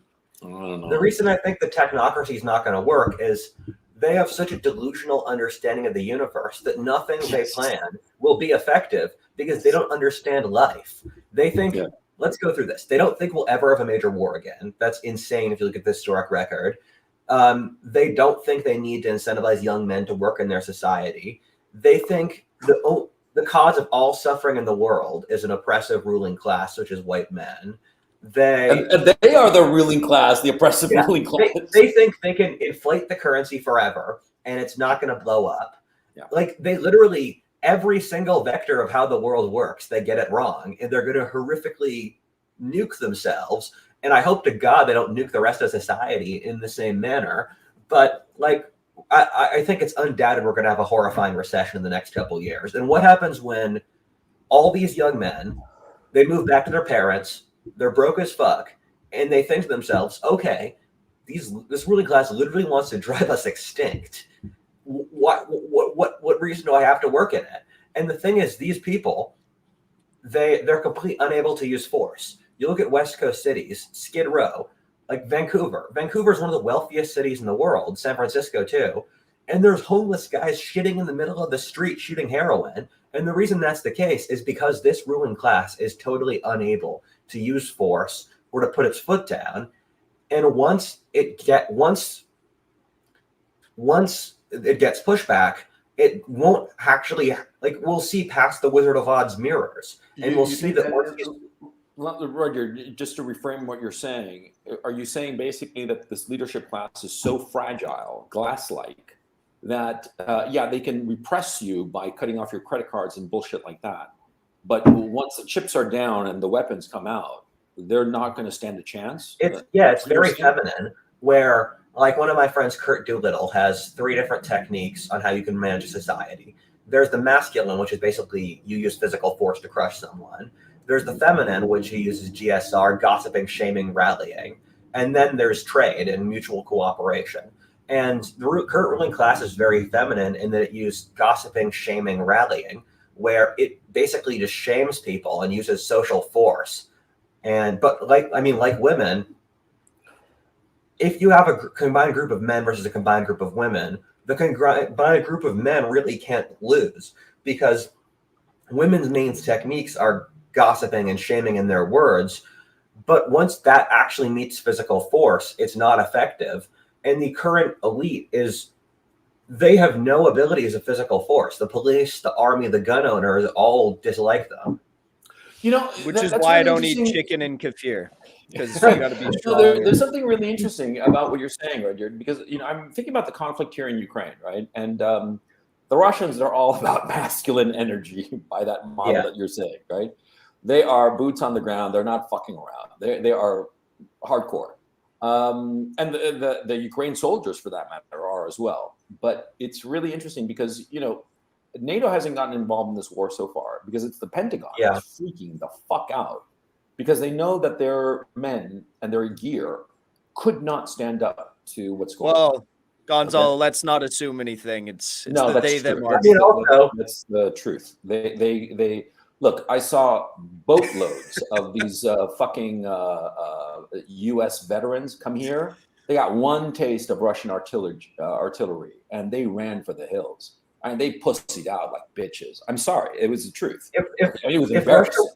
Okay, and so the issue is that the American military is a paper tiger. They could not stand up to the Russians, and they're scared of the Russians. That's why they don't want to come here. Okay, and so that's I would the fact.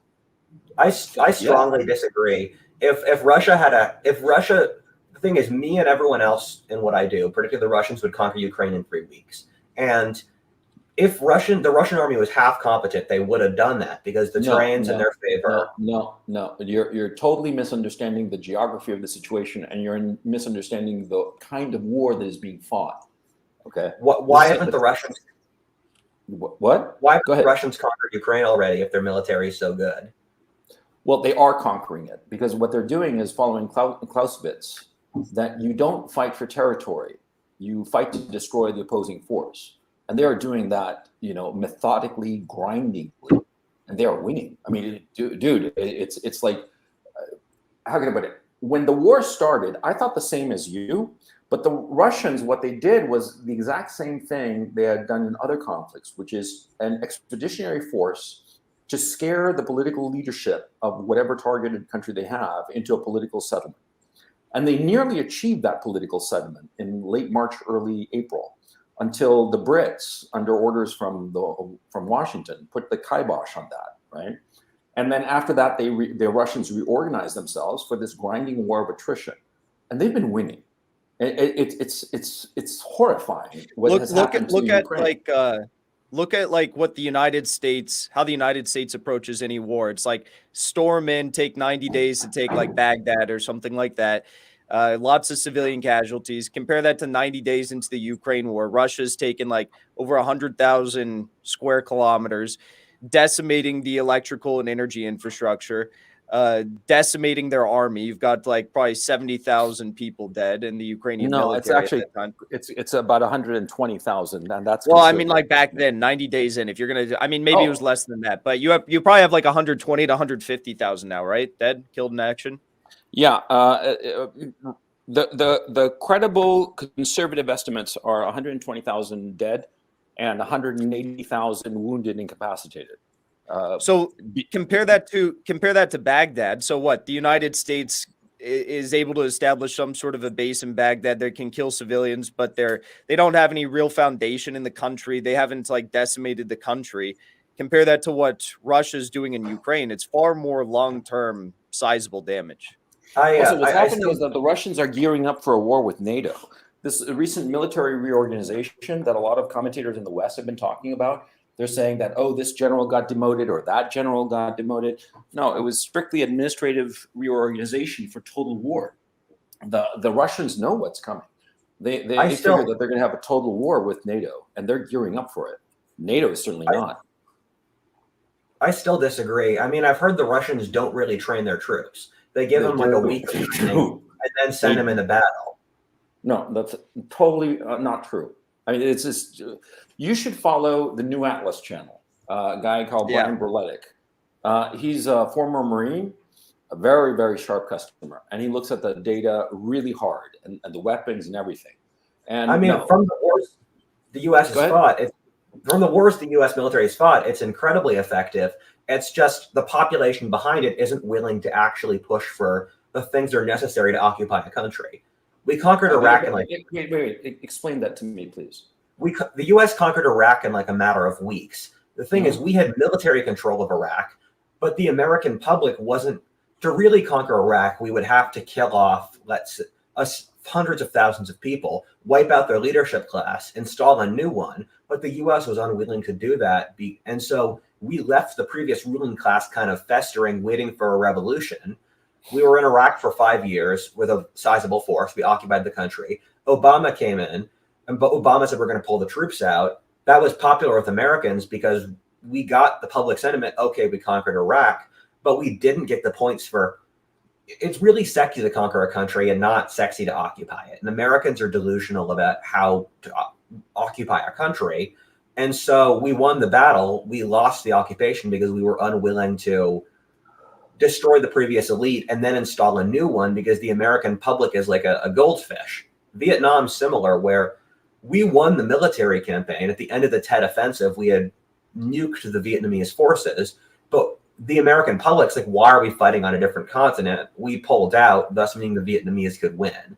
And the American military has been extremely effective. It's just the American public has the attention of a goldfish, and we expect to have our cake and eat it too, of winning the war without the laborious stuff of actually managing the country once you conquer it. But don't you think there's a difference between starting, okay, and obviously I know you understand this, but the reason why you have those problems compared to what Russia's doing right now is because the United States was sold the claim that there was weapons of mass destruction there, and that was the existential threat. And then it turns out that's not the case. So the American public says, well, why are we wasting our men and women's lives there? The Russian people understand that NATO is an existential threat and that this is a very real threat and it's not a lie. And that's why they support this.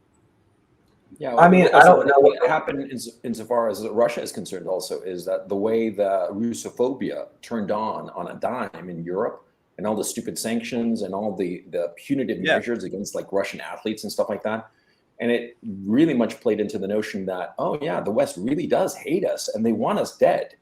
And so, because the Russian people generally did not really believe this, but after the sanctions and what has gone on over the last 11 months, you know, their appreciation, Russia will never go back to a status quo ante with Europe or the West generally. They will never trade with them. They will never trust them in anything. The Europeans especially, but also the Americans, have completely blown out any kind of rapprochement after this conflict with the Russians. The Russians as a people, I'm not talking about the political leadership, as a people, they realize that the West hates them. And that's why Putin's approval rating is 80%, because he's, you know, it just played into his hands. Different civilizations can never really trust each other because their fundamental axes are so different. And the West and Russia have never trusted each other. And as a Westerner, I'm not going to trust the Russians because the Tsars and the Soviets, and they're just not good faith actors. And the Russians have always grabbed territory whenever they can. And I mean, I would support whatever the regime is in Russia. I know it's going to be opposed to whatever the regime in Western Europe is, because that's always been the case. And but the thing is, see, you had the Western regimes, the current regimes at least, clearly encroaching on Russia, and they wanted to put nukes on the doorstep of the Russians, you know, which went against the complete notion of the balance of power of nuclear weapons at any rate.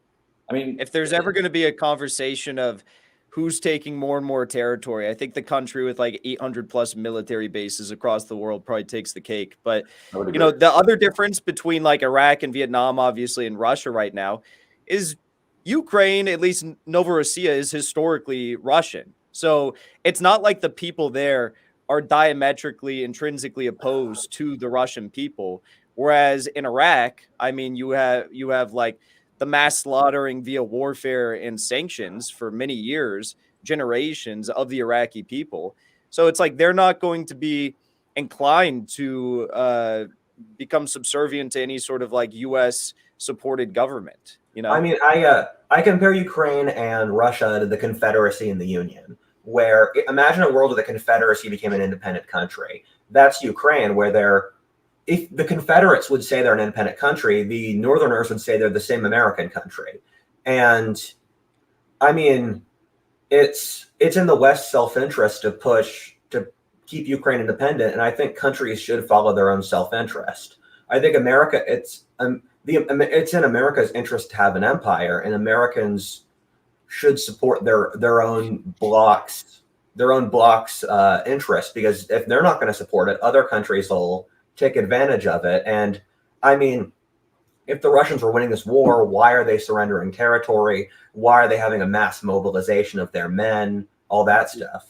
Yeah, well, very easy. I mean, the surrender of territory was not a surrender of territory. It was an operational retreat because it was pointless to hold that territory. It cost too much, and so insofar as supporting those troops there, where they could be better used elsewhere. And that's why they gave up the territory on the right bank of the Dnieper and Kherson, because it was pointless to have 20,000 troops there that weren't doing a hell of a lot except repelling minor incursions by the Ukraine armed forces. They retreated behind the river. And because of it, now the Ukrainians themselves cannot hold that territory because they're under constant shelling by the Russians, okay? And insofar as the Kharkov region, and I'm located in the city of Kharkov, yeah, pretty much the same thing happened.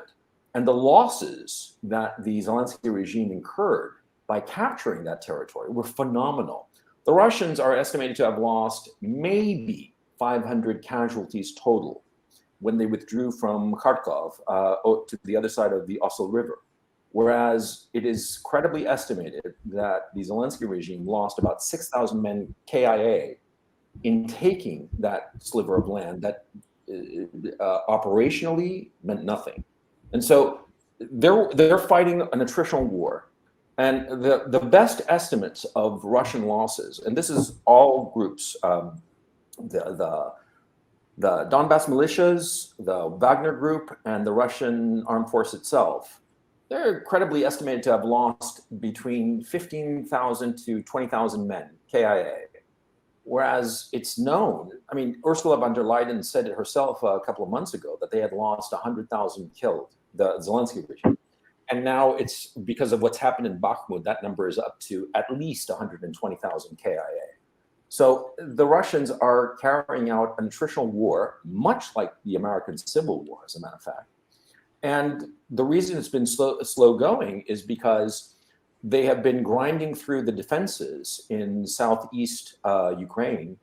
And in order to defend those defensive positions, the Zelensky regime has just been feeding troops into that area, which is playing directly into the Russians' hand.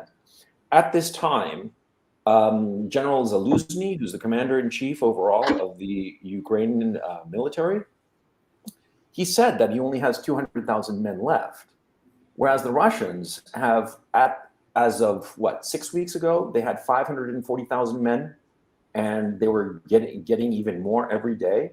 I mean, so, in an attritional war, ultimately, and you would know this, Roger, it's who has the most troops at the end of the day, and who has the ability to inflict the most damage on the opposing armed force. And the Russians are definitely winning. It's taking time. And like I said, Brian Berletic gives a very good explanation in one of his recent videos as to why it takes so long to grind through all of this stuff.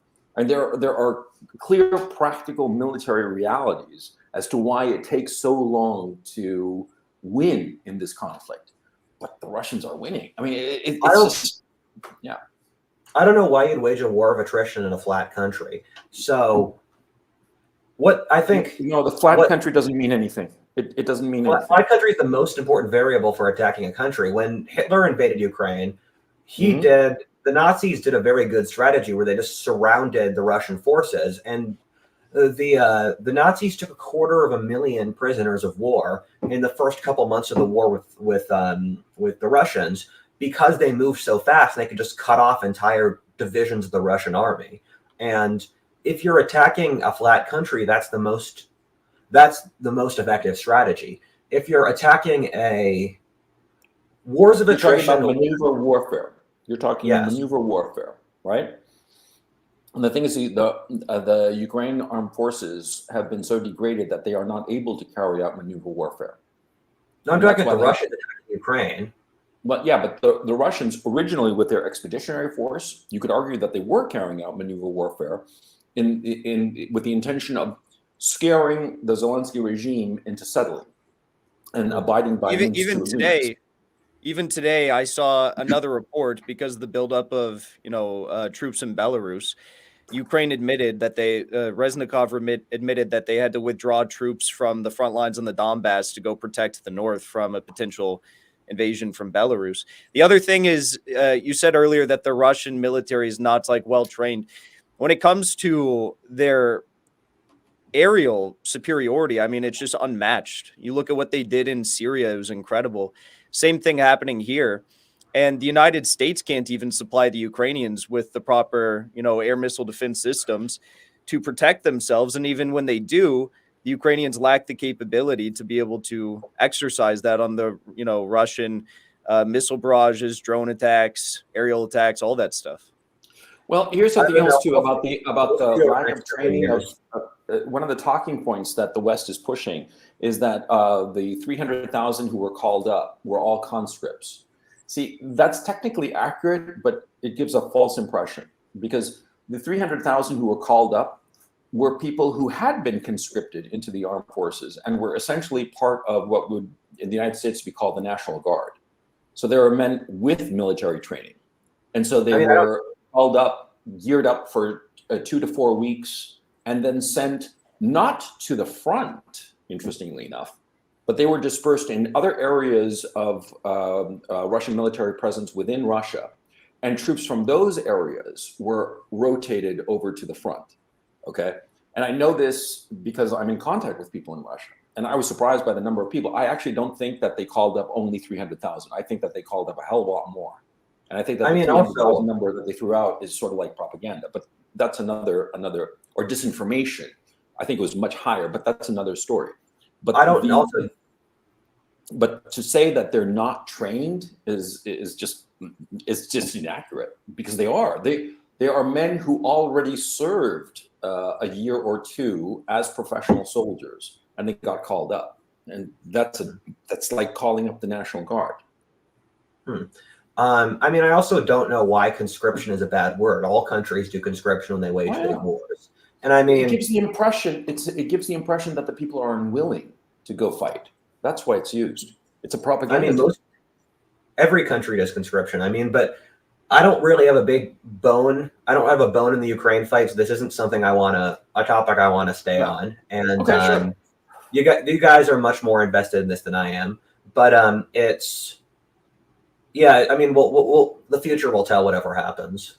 Yeah, I think that, and Jackson, you tell me if you think I'm wrong, but I think that because of what the revelations by Merkel and Hollande, that the West had no intention ever of living up to Minsk II, the Russians have decided that they have to capture the whole of Ukraine, and they cannot sign any kind of peace deal with the West. I mean, that's my thinking at this point. No, I think that's 100% where it's headed. And you saw the news yesterday. There's a mass exodus of Russian warships from Novorossiysk port. It was like multiple warships, amphibious vehicles, 3 submarines at least. That was a big deal, and they're headed towards Odessa. So landlocked will be the next goal. But what do you think about that? Do you think that? I mean, I wouldn't put it past Merkel and the rest of them to and the French to all the Minsk agreements to just be a bunch of BS. But do you think that no, she confessed. I know they all confess. I saw the reports and stuff. But why are they confessing right now? Like, is it just for brownie virtue signaling? I don't follow this that much, but I mean, the biggest factor I would consider with Western, Central European, and Russian relationships is that we're hitting the winter, and Europe's having an incredibly warm. Western Europe has an incredibly warm winter right now. But the thing is, they're dependent upon Russian natural gas to heat their homes. Yeah. And one of the biggest factors that I've been studying is I've been doing a research project, and I posted a video a couple months about, is that the world has to have a famine just because it's dependent upon Russian grain. And the thing is, with the Europeans, they have to decide to use their limited natural gas to heat their homes instead of producing fertilizer that the third world's dependent upon. But the Europeans don't really need to heat their homes as of now, but we're still pretty early into the winter because it's so warm in Europe. But I would guess anything the Europeans are doing, talking to Russia, agreements, is predicated upon the winter is still young and they need the Russian stuff to keep the lights on. Well, actually, insofar as the natural gas is concerned, it's not so much an issue of keeping the houses warm. Sorry, keeping the industry going. That's the issue. And it's created a forced deindustrialization across Europe. The terrorist attack that the Americans carried out on Nord Stream, that basically sank the European economy. They're fucked. Go ahead. It'll make the Europeans dependent upon American gas. Yeah, and do you know why all of a sudden on Twitter they're talking about natural gas ovens, gas stoves are lethal and they can cause heart attacks and all kinds of bullshit? Because see, the American gas producers, they have locked in contracts that they have tripwire contracts such that if they have below a certain level of demand, they can take the exceedant and sell it elsewhere. And they want to sell it to Europe because they're getting between 3 and 5 times more per cubic meter when they sell it to the Europeans than to the American domestic market. It's a fucking PR astroturf bullshit. I mean, have you ever heard of anybody over the last, 50, 60, 80, 100 years saying that gas ranges are dangerous for you and that, your head will explode and your children will die? No, it's money. This is something the West has planned for a while, where the Europeans have been trying to move off Russian gas for years for political reasons. And so there's already pre-established gas routes to Rotterdam and Gdansk built in. And that's an advertising tactic you've seen so many times where across the last century, because tap water in America is perfectly safe. But like Dasani and all the companies that sell bottled water push this story that tap water has a lot of problems. Same with a wedding ring. Wedding rings were pushed by a diamond company. And advertising companies can change culture a lot by just pushing fear, because modern populations are inherently anxious and all that stuff. Yeah, and so look, insofar as the European gas situation and food situation is concerned, the issue is becoming is that, like, for instance, with the oil, to give a specific example that is pretty much analogous in other areas of resources, the Russians, insofar as the oil price caps and stuff like that, they're not selling to the Europeans directly, but what they're winding up doing is that they're selling it to the Indians. The amount of oil that they have sold to the Indians over the last year has increased by something like 9 times or something absurd like that. And the Indians are taking that oil and reselling it to the Europeans. And so that's what's going on, not just in the oil markets, but also in other markets of other resources that are coming out of Russia. And the Russians are fine with it because they realize that it's just going to hurt the Europeans more, which they don't have a problem with at this point. And so that is really what's going on. This war is making the Europeans and the West generally a lot more poor. And insofar as Russia's economy is concerned, the IMF said that the Russian economy will contract not more than 2.7% in the year 2022, and their inflation is going to be moderate at about 11%, considering all the sanctions and all the rest of it. Economically, the Russians are sitting pretty. Diplomatically, this conflict has really shown a lot of the global South and the East especially that the Americans can't be trusted. And so they're lining up to make friends with the Russians. The Saudis want to join BRICS. The Saudis, of all people, America's premier ally in the Middle East. I have no faith in the BRICS organization. It doesn't matter. It's not an issue of whether you have faith or not in the organization. It's the diplomatic signal that the Saudis, and remember the big meeting that Xi Jinping had in did he go to Medina or did he go to he went to Saudi Arabia, but I forget which city. It doesn't matter.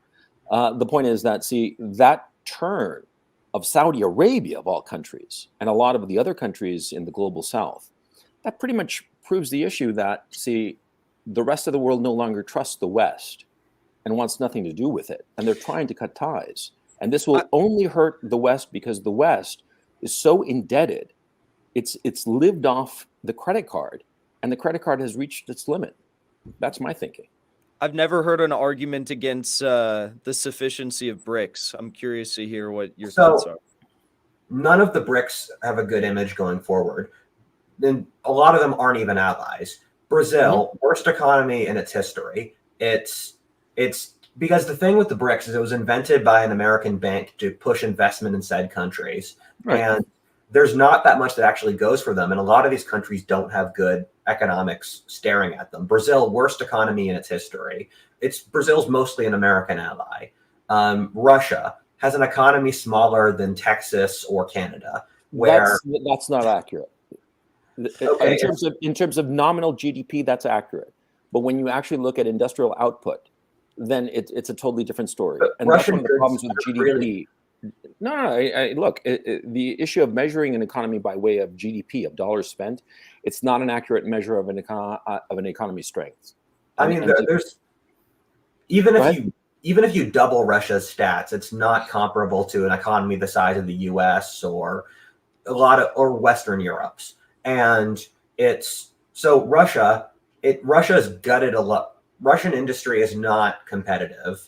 It's competitive to what? What do we have in the U.S.? Look at car manufacturers. The top car manufacturers are Japanese, German, and American. Okay, and Germany right now has no. They're running out of gas, and it's too expensive to operate most of their major industries. Japan is moving closer to Russia right now. So I don't know. I mean, look at a country that's dependent upon Russian industry that's not immediately bordering Russia. If you're in Africa, you buy stuff from China. If you're in Europe, you buy stuff from German manufacturers. If for a lot of stuff, it's Europe. Russia is mostly powerful due to its agriculture and natural resource. And how does it have this big military? How does it have the weapon systems that the West cannot defeat? And because it inherits the Soviets. No, that's not accurate. That's simply not accurate. I'm sorry. Then India, for instance, the hypersonic missiles that they have, where they hit in Yaroviv, that scared the shit out of NATO, because NATO didn't even see those weapon systems coming, and when it struck them, and it killed 400 NATO people. Okay, I mean, that's a fact, and that was one of the big reasons that the Pentagon has been so leery of getting into this conflict. Because the Russians have weapon systems that the Americans cannot defeat. And this is accurate. It's not something that I'm pulling out of my ass. It's things that Western military analysts know. Okay. And so where did they get that year? They just magic them? They have the industrial capacity. But the problem is that the West has consistently, and this is something, Roger, do keep in mind, I used to think as you do insofar as the Russian economy and Russia generally. I thought it was just, a gas station with nukes. But when you start actually looking at the data and looking at the nitty gritty, you start to realize, no, it's basically on the one hand, an extreme bias on the part of the West that still thinks that Russia is stuck in the mid 90s when it was, bankrupt and broken after the collapse of the Soviet Union, and a failure to understand that GDP is not an accurate measure of the health and well-being of an economy.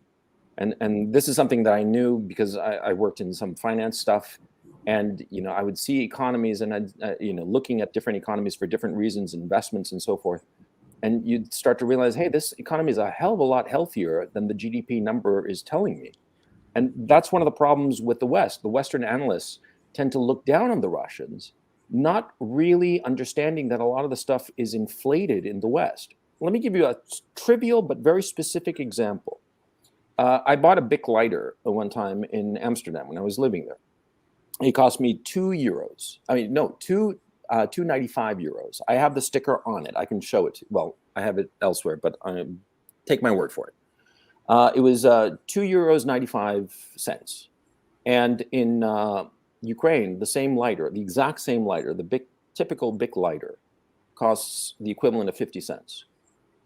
And so you would say, well, then, this little doodad adds up to the GDP. And so, it's what? It's 6 times richer. But no, it's the same product. It's just numerically, it's overinflated. And a lot of what's going on in the West, insofar as its GDP is concerned, is overinflated, especially over the last 14 years since the global financial crisis, where all asset classes across the board were deliberately inflated so as not to break so many of the financial institutions on which the Western economy depends. The banks, the insurance companies, the pension funds especially. That was the thing that freaked everybody out. And that's why all these assets are overinflated in the West, but they don't have that actual value. But it contributes to the notion that the Western economy's GDP is so much bigger. And, the poor little Russians are a little thing. But when you start going line by line, insofar as actual industrial production, then it's a whole different story. And you start to realize that the Russian economy is much, much bigger.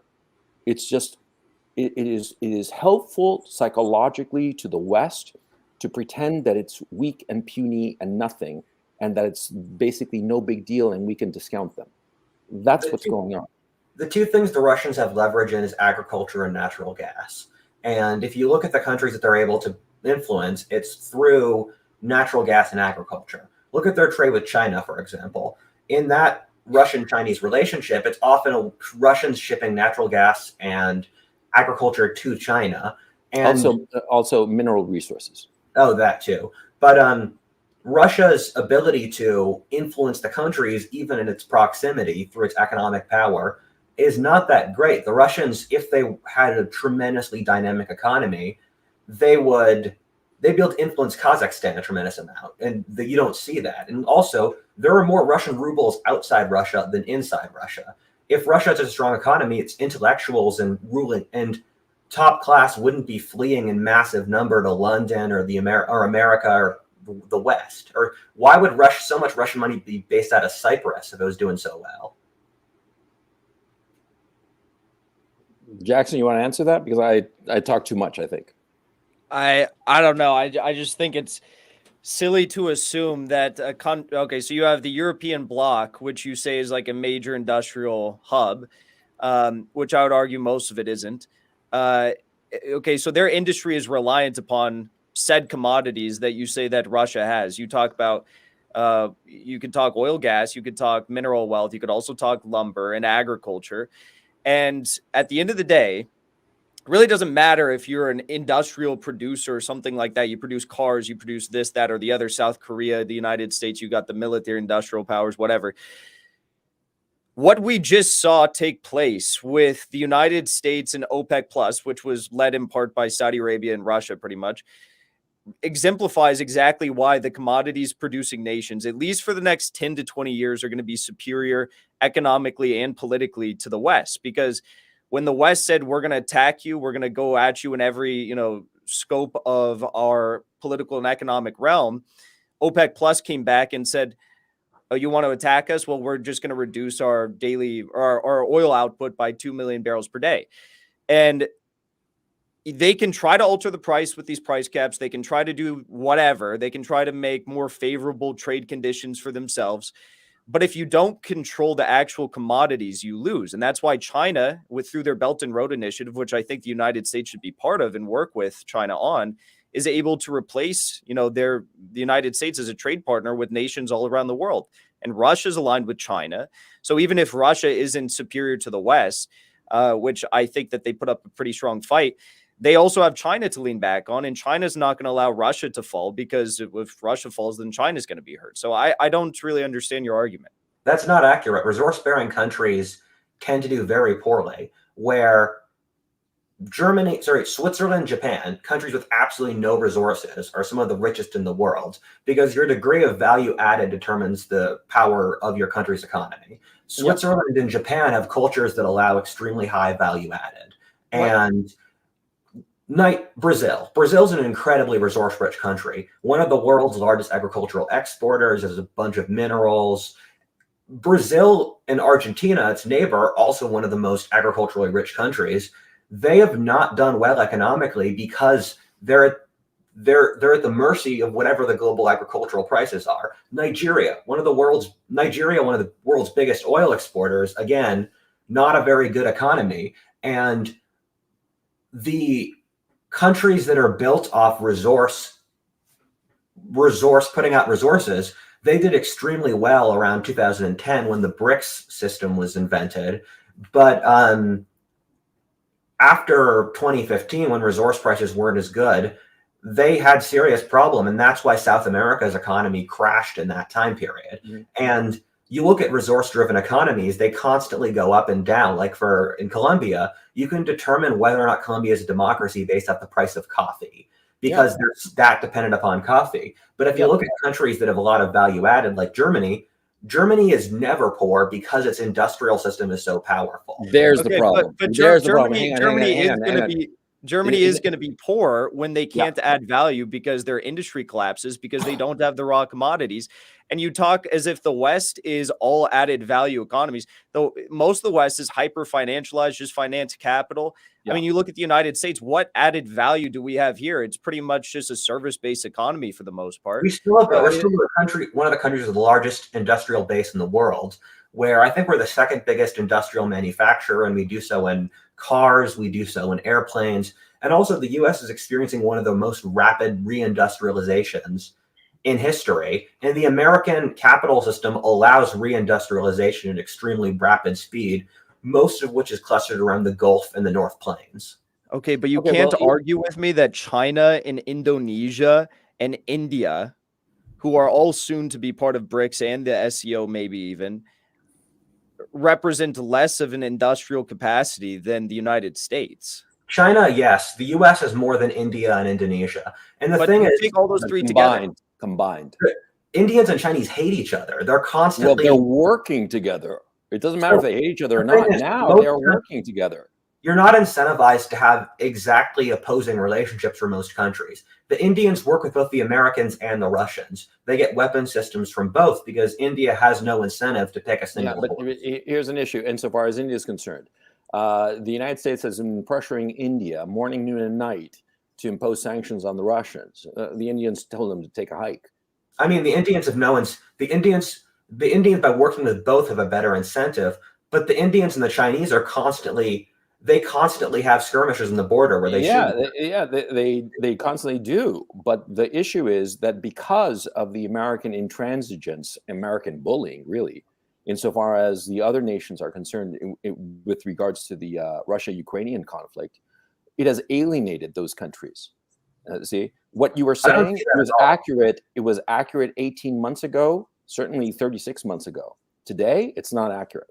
You have to understand the realignment that has happened over the last 11 months. And that's something that people don't quite understand insofar as this conflict is concerned, diplomatically, and insofar as actual trade between these different countries. There's been a radical reorganization. People think that the sanctions only affected the Russians. They didn't, because what happens is there's this, I think it's a Eddie Murphy bit about how drug dealers, you know, if you're selling drugs, you're always going to have a buyer. Oil is a drug. Food is a drug, and there's always going to be buyers. And the sanctions that the West imposed on Russia, it only pushed Russia towards more decisively turning its entire economy towards the east and south. And the Indians and the Chinese have responded, and because of this this increase in trade, and also the diplomatic efforts of the various nations who realize that they are going to have to be as a bloc together against the West, it's brought them a lot closer. And a lot of the peddly ass bullshit that was going on before between China and India, you know, the rivers, you know what I'm talking about. The Chinese are damming those rivers and so forth. A lot of those problems have been severely ameliorated, and they are winding down, and they're eventually going to come to some sort of settlement and agreement, permanent settlement and agreement, just like the Chinese and the Russians did back in the 90s with their own border disputes that have been festering for decades. The war has literally caused Turkey and Syria to maybe even begin to have some agreements. Like, who would have thought that? Yeah, that's just a small part of the larger picture, that the Western intransigence and hysteria towards this Russian invasion has pushed the rest of the world much closer together, and the West has become isolated. And because the West is deindustrialized, because that's what it's been doing over the last 40 odd years, the West economy and the fact that it's over indebted is what's going to be leading to the collapse. And you were saying before that the recession that's going to take place over the next couple of years is going to be devastating. you're goddamn right it's going to be devastating. But the thing is, the United States, Western Europe, no longer has the industrial capacity to fall back on like it did during the Depression, because all of that industry was shipped away. And so what do you have now? You have a fire economy and a service economy, a post-industrial economy. And basically, there is nothing there. Once these industries, so-called industries, or let me phrase it, these service businesses collapse, there will be nothing. And so the Western economies are going to be in much more serious trouble than they were during the Depression of the 30s. See, I mean, the West committed suicide, but it's going to take a while to see how it killed itself, but it did kill itself, and there's no going back. I mean, that's why I'm so pessimistic about the fortunes of the West. I understand your position of thinking that the United States traditionally has had such a huge industrial base, but that industrial base is gone. They threw it away in the name of profits and in the name of inflating asset prices by way of financialization of the entire economy.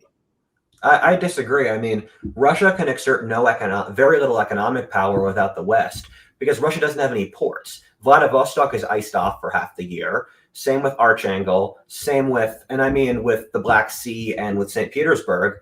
They need Denmark and Turkey to let them out. And so Russian goods, without the West's support, Russian goods can't leave Russia. And there's does Turkey control the border between Russia and India, or Russia and China?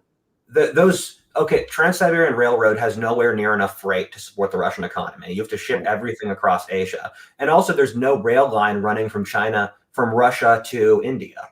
And so that whole borderland, you can't ship, you have to ship it through fucking Afghanistan. That's not a viable trade route. And with China, they're killing their own economy. They've closed off their internal borders. They've stopped exporting most of their goods.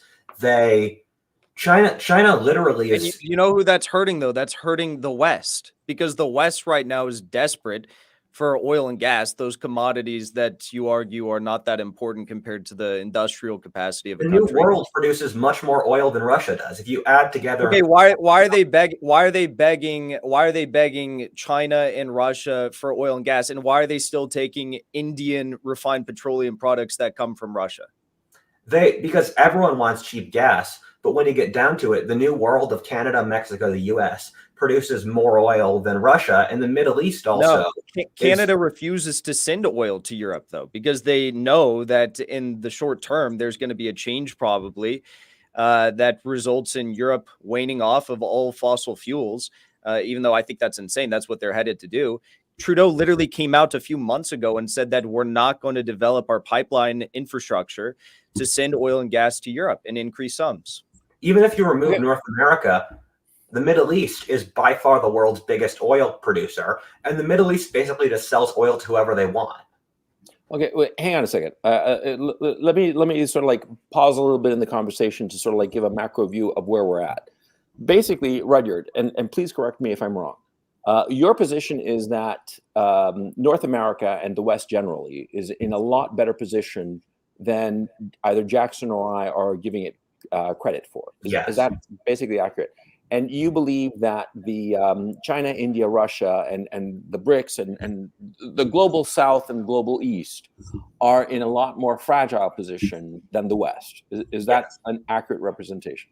Okay, so ultimately, I think that what we're going to have to do is just wait around and see who winds up winning. I mean, because ultimately, this becomes an academic conversation. And I think that, personally, it's time to move on. I have a question for both of you, but especially you, Rudyard, because, what if alt history? I've been wondering about the notion that maybe the polls become the next proxy fighter in this particular conflict, because there's been a lot of noise as of late of the polls. Back in November, they called up 200,000 men, and those were raw conscripts. They had no previous military training. And it's going to take at least 6 months to get those people trained and organized, at least, closer to 9 to 12 months, actually. But they called up 200,000 men, and they are making a lot of noise. They recently had this meeting with Zelensky in Lviv. Zelensky the Polish president Duda, and I forget who was the third guy. It doesn't matter. It was one of the Baltic republics, and they were talking. Actually said that they wanted to reestablish the Polish-Lithuanian Commonwealth. They called it like some sort of triad or something. And basically, it seems as if Poland is positioning itself to step into this war. What do you, Rudyard, think of that? And I'll ask you, Jackson, you the same question. Rudyard, what do you think of this possibility? As a what if alt history? I mean, here we are. I mean, if there were to be a war, Poland is the logical person to choose for the American side because, I mean, the Poles and the Russians hate each other. Poland is the most powerful country in that Eastern Bloc. And, I mean, the Poles have a history of going out into Ukraine and Belarus and stuff. And, I mean, also, we've seen the Three Seas alliance of the Baltics, Poland, Hungary, down to Romania and Croatia, which is the anti-Russian Western alliance, and the Poles are the linchpin of it. So yeah, Hungary is not on board on that particular score. The Hungarians are very close to the Russians at this time. They're members of the organization though, but different countries have different allegiances. And I mean, if the Poles fail, it's the Germans, but no one really wants. I think the Germans would provide a lot of muscle behind that, but the Germans would provide a lot of the muscle, but the Poles would be the leaders of it because no one in that part of the world wants to work with the Germans, considering what happened in living memory. Yeah, and also, currently the Poles and the Germans are at each other's throats over this notion that the Poles want $1.3 trillion euros of reparations for World War II, which I find laughable. The Poles need the Germans, like the Germans control their economy. Yeah, exactly. So they can bicker, but they still need each other at the end of terms. Yeah, but they're also bickering over the tanks that the Poles want to ship out to Ukraine. I forget the specifics of that particular argument. And the situation between Poland and Germany is not so rosy. Okay, and because of this political difference, the gears of Poland don't seem to be grinding that quickly towards a war. Jackson, do you think that the Poles are going to get involved in this war? Well, the Poles have like broader fights that they've been picking with the European Commission for the past several months as well. So I don't know if Rudyard just said, if there was ever anyone to do it, it would be the Poles. And I think I heard Alex and Alexander from the Duran discuss this the other day. And I have to give them credit because when I heard them discuss this potentiality, I was like, I could totally see that happening. NATO saying, we're going to go stabilize the situation in Ukraine. We're going to send in 1,500 Polish fighters and we're going to go stabilize the situation. And then something crazy happened. The Russians accidentally hit them or, there's a false flag or something like that. Then it spirals out of control. And I've already seen worrying stuff. I mean, you have British SAS soldiers that have been in Kiev training troops there. You have other British troops that are doing covert ops. You probably have American troops doing covert ops. We know how many mercenaries are there. But what happens if troops on official business of a Western state or a NATO state, like not mercenaries, official troops, accidentally get hit or accidentally get killed? How will the West respond? I don't know. But I could see it spiraling out of control. I think the likelihood of Poland intervening in some capacity is as likely right now as Belarus intervening in some capacity. I mean, if Poland gets involved, NATO gets involved, and that's such a higher leverage thing that I'd treat it as you'd have a world war, and that's a lot to ask. And I mean, if let's say American covert people are working in Ukraine and one gets shot, then we're just going to cover it up. Like America's going to say it never happened. I mean, look at Korea and Vietnam, where the Russians were flying planes over Korea, and let's say it's 1951, Americans shoot down a Russian plane, they see it's a Russian guy. America's not going to, that probably happened, but Americans aren't going to release that to the media because in 51, America didn't want Stalin to invade Western Europe. And I mean, I don't think hypothetically, if the West wanted a war with Russia, they would want it on their own timescale, and they wouldn't let it be privy to some American or British guy getting shot in Ukraine. And if the Russians brought that out, the Americans would just say it's some volunteer who was fighting out of their own will. I don't think the Americans really want to start World War III officially until the proxy war with like Taiwan and mainland China really kicks in either. I think they want to wait a little bit. Yeah, that's something I longer for wanted to that. bring up, Roger. What do you think of the possibility of war there? I think it's insane, but the Yeah, war it's mongers in Washington really want it. There's a couple predictions that I've gotten wrong, and one of them is I thought the Chinese would attack Taiwan last year, and they didn't. I thought they'd attack it last. I thought they'd attack it last spring because everything they were doing was set up for it. Like they were massing troops, they were getting their resources straight, all that stuff, and they just didn't. And I'm not sure what game the Chinese are playing. Like each of their moves is so different that each of their moves are so different that it's difficult for me to really know what they're doing. And I think Xi is really scrambling to pull together a Jenga tower where he is like, look at his own actions with COVID zero. Like I never would have predicted that. And I can't tell if it would make sense if he was going to attack Taiwan. I don't know why they'd be massing forces to do it, but it also might just not happen. Well, the thing is, that the Americans have this notion that first Russia, then China, and they want to destroy both really, and so it's like it's a very weird situation. Anyway, look, guys, we've been going on for. I just realized we've been going on for 2 hours 20 minutes, and I think that we should call an end to the broadcast. And so before we get going, I'd like to ask you to, and I know at this short notice, I should have prepared you beforehand. If you have like one thing that you'd like to leave the audience with, like one like bullet point that they should, either a conclusion that you have or something that they should chew on or something that they should be paying attention to into the future. Sorry to sandbag you on this, but I've said my bit. Okay. Jackson, you have anything that you want to leave people with? Well, I'll start. I'll start because I have something. Yeah, you start. Give me a second. Sure. The thing I want to leave people with is that this conflict that's going on in Ukraine didn't need to happen. It was a war of choice, and it was NATO's choice and the West collectively that decided to go to this war. Because the United Nations approved the Minsk II Accords of 2015. And had they been implemented, what would have happened was that Crimea would have essentially been part of Russia forevermore, which it historically had always been. And it was 90% Russian anyway, insofar as its population is concerned. And it would have given a degree of autonomy, but not independence, to the regions of the Donbass, where, in eastern Ukraine, you got to keep in mind, over 50, the majority of the population is Russian, ethnic Russian, and they speak Russian, as opposed to the west of Ukraine, which is ethnic Ukrainian, and they speak Ukrainian. I mean, we're really talking about a civil war here. That's what's going on.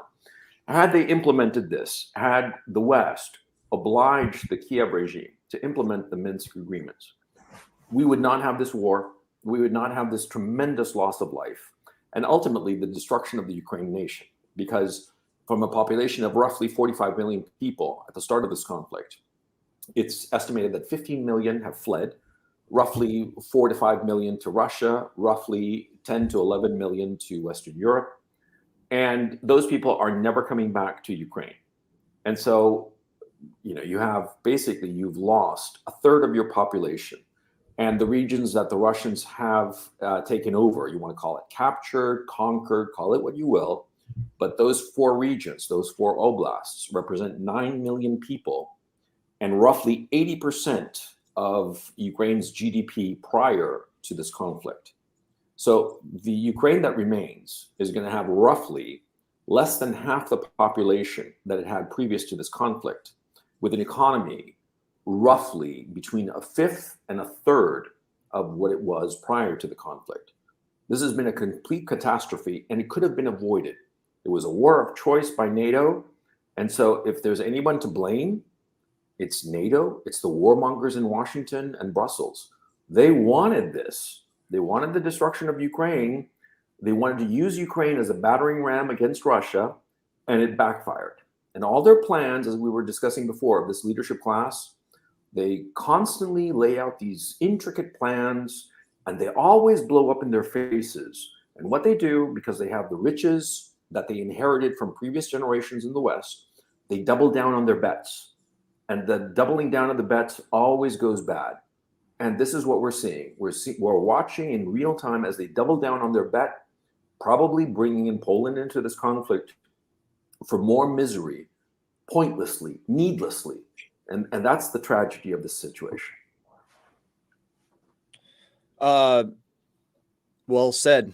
I'd say my quick tidbit for the end here is, first of all, I won't drink the kefir. Second of all, I think no, second of all, you can tune into my show to hear me follow this story more. But one of the stories I'm following the closest that I think isn't getting enough attention is what is going on with Erdogan and his relations, like I said moments ago, between Syria and Russia, what's going on with the Turkish occupation, support for the province, what's going on with the Kurds, the side of Syria, and whether or not Russia is going to really truly be able to negotiate some sort of a withdrawal of Turkish forces from Syria, and how the Russian relationship with Erdogan, who is currently, at least, the leader of a NATO state, develops with this Turkish gas hub plan. So there's a lot going on there. John Bolton's writing columns about how he thinks that Turkey's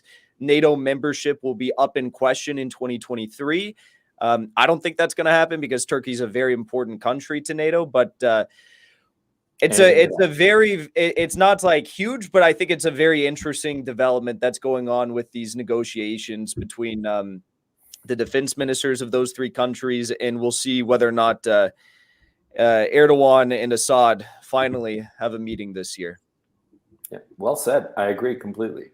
Rudyard, you have anything, or should I call it quits? I don't agree with all of your guys' platforms, but it's been a pleasure, and thank you very much for having me.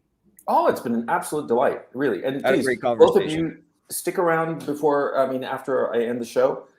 Chat, I hope you enjoyed it. See, no shit show this time. See, no shit show and no PowerPoint. See, when you see the PowerPoint, you know it's going to be a shit show. But no PowerPoint. Who brought out a PowerPoint? I did, because I wanted to have Destiny stick to his points, and this laser pig imbecile also stick to his points.